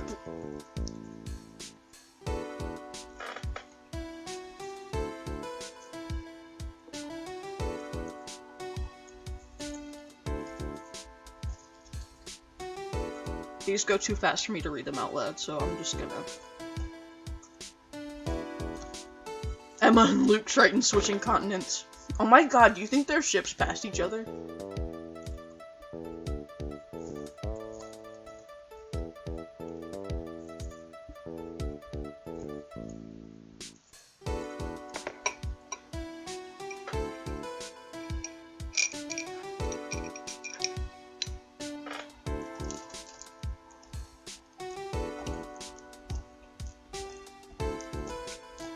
And yet you still insist on being a cop.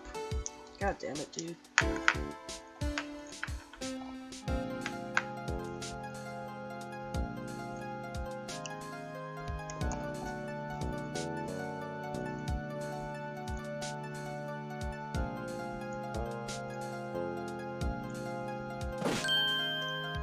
Hey, you know what? You know what everybody was thinking? Man, I wonder what Meekins is up to. I hope he's okay. Said no one ever.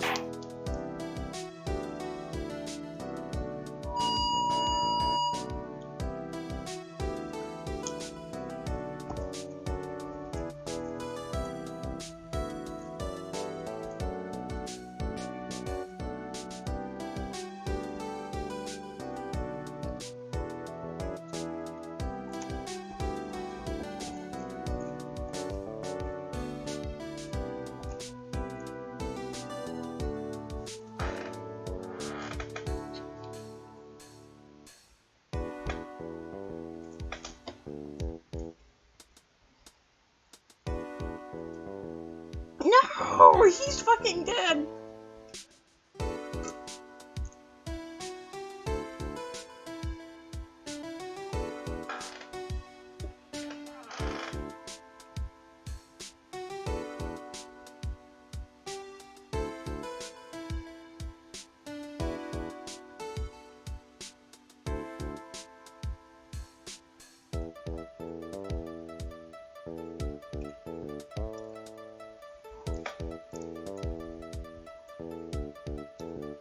can you water my plants while I'm in jail?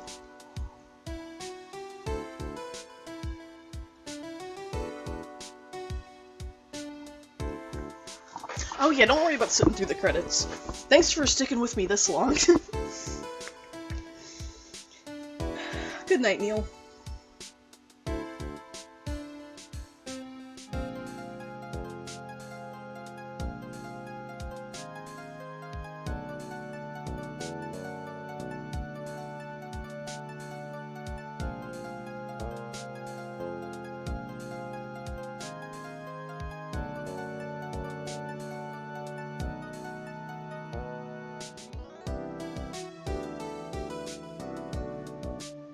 Is there anyone else we still have to check up on? I don't think so.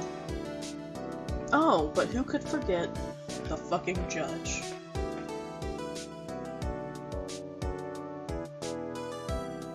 Mr. Left!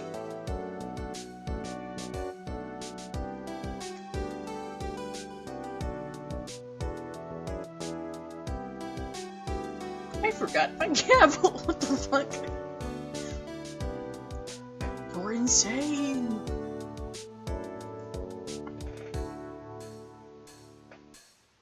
Okay, now show us Edgeworth. He's fine, right? He's definitely totally fine.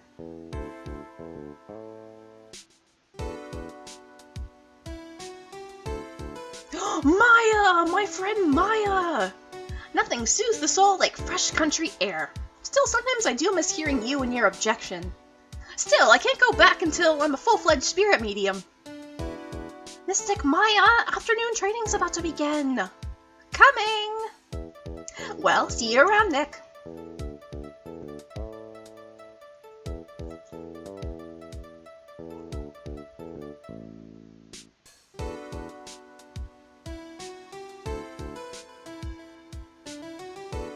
My yay!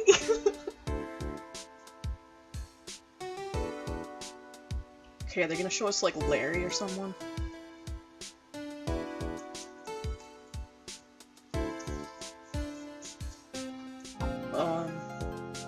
Mr. Edgeworth? Mr. Edgeworth? I brought you your tea! What's going on? He left a letter.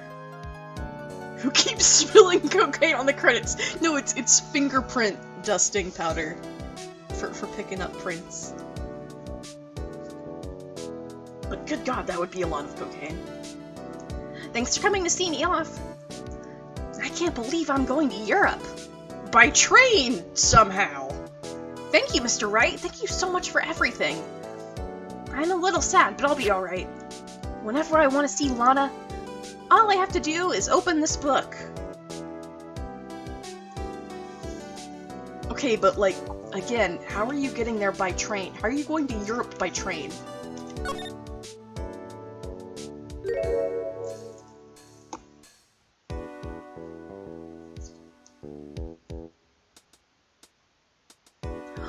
Oh, they're little. They're little.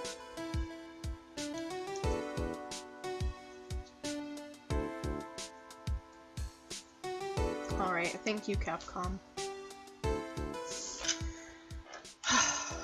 And that is the end of the first Phoenix Wright game in its entirety.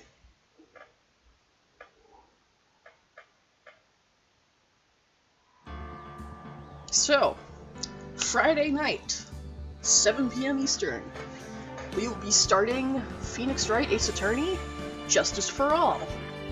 I mean, it'll just be the tutorial case probably that night. I don't remember how long that one takes, but, you know. I'll see you then! Thanks everybody for sticking around. Hope you all have a good night. Everybody get some sleep. And I'll add Swordfish to the movie night queue. It's such a ridiculous movie. Like, I need to finish it. Anyway. I love the Sky Sisters, and I hope you all do too. Good night, everybody.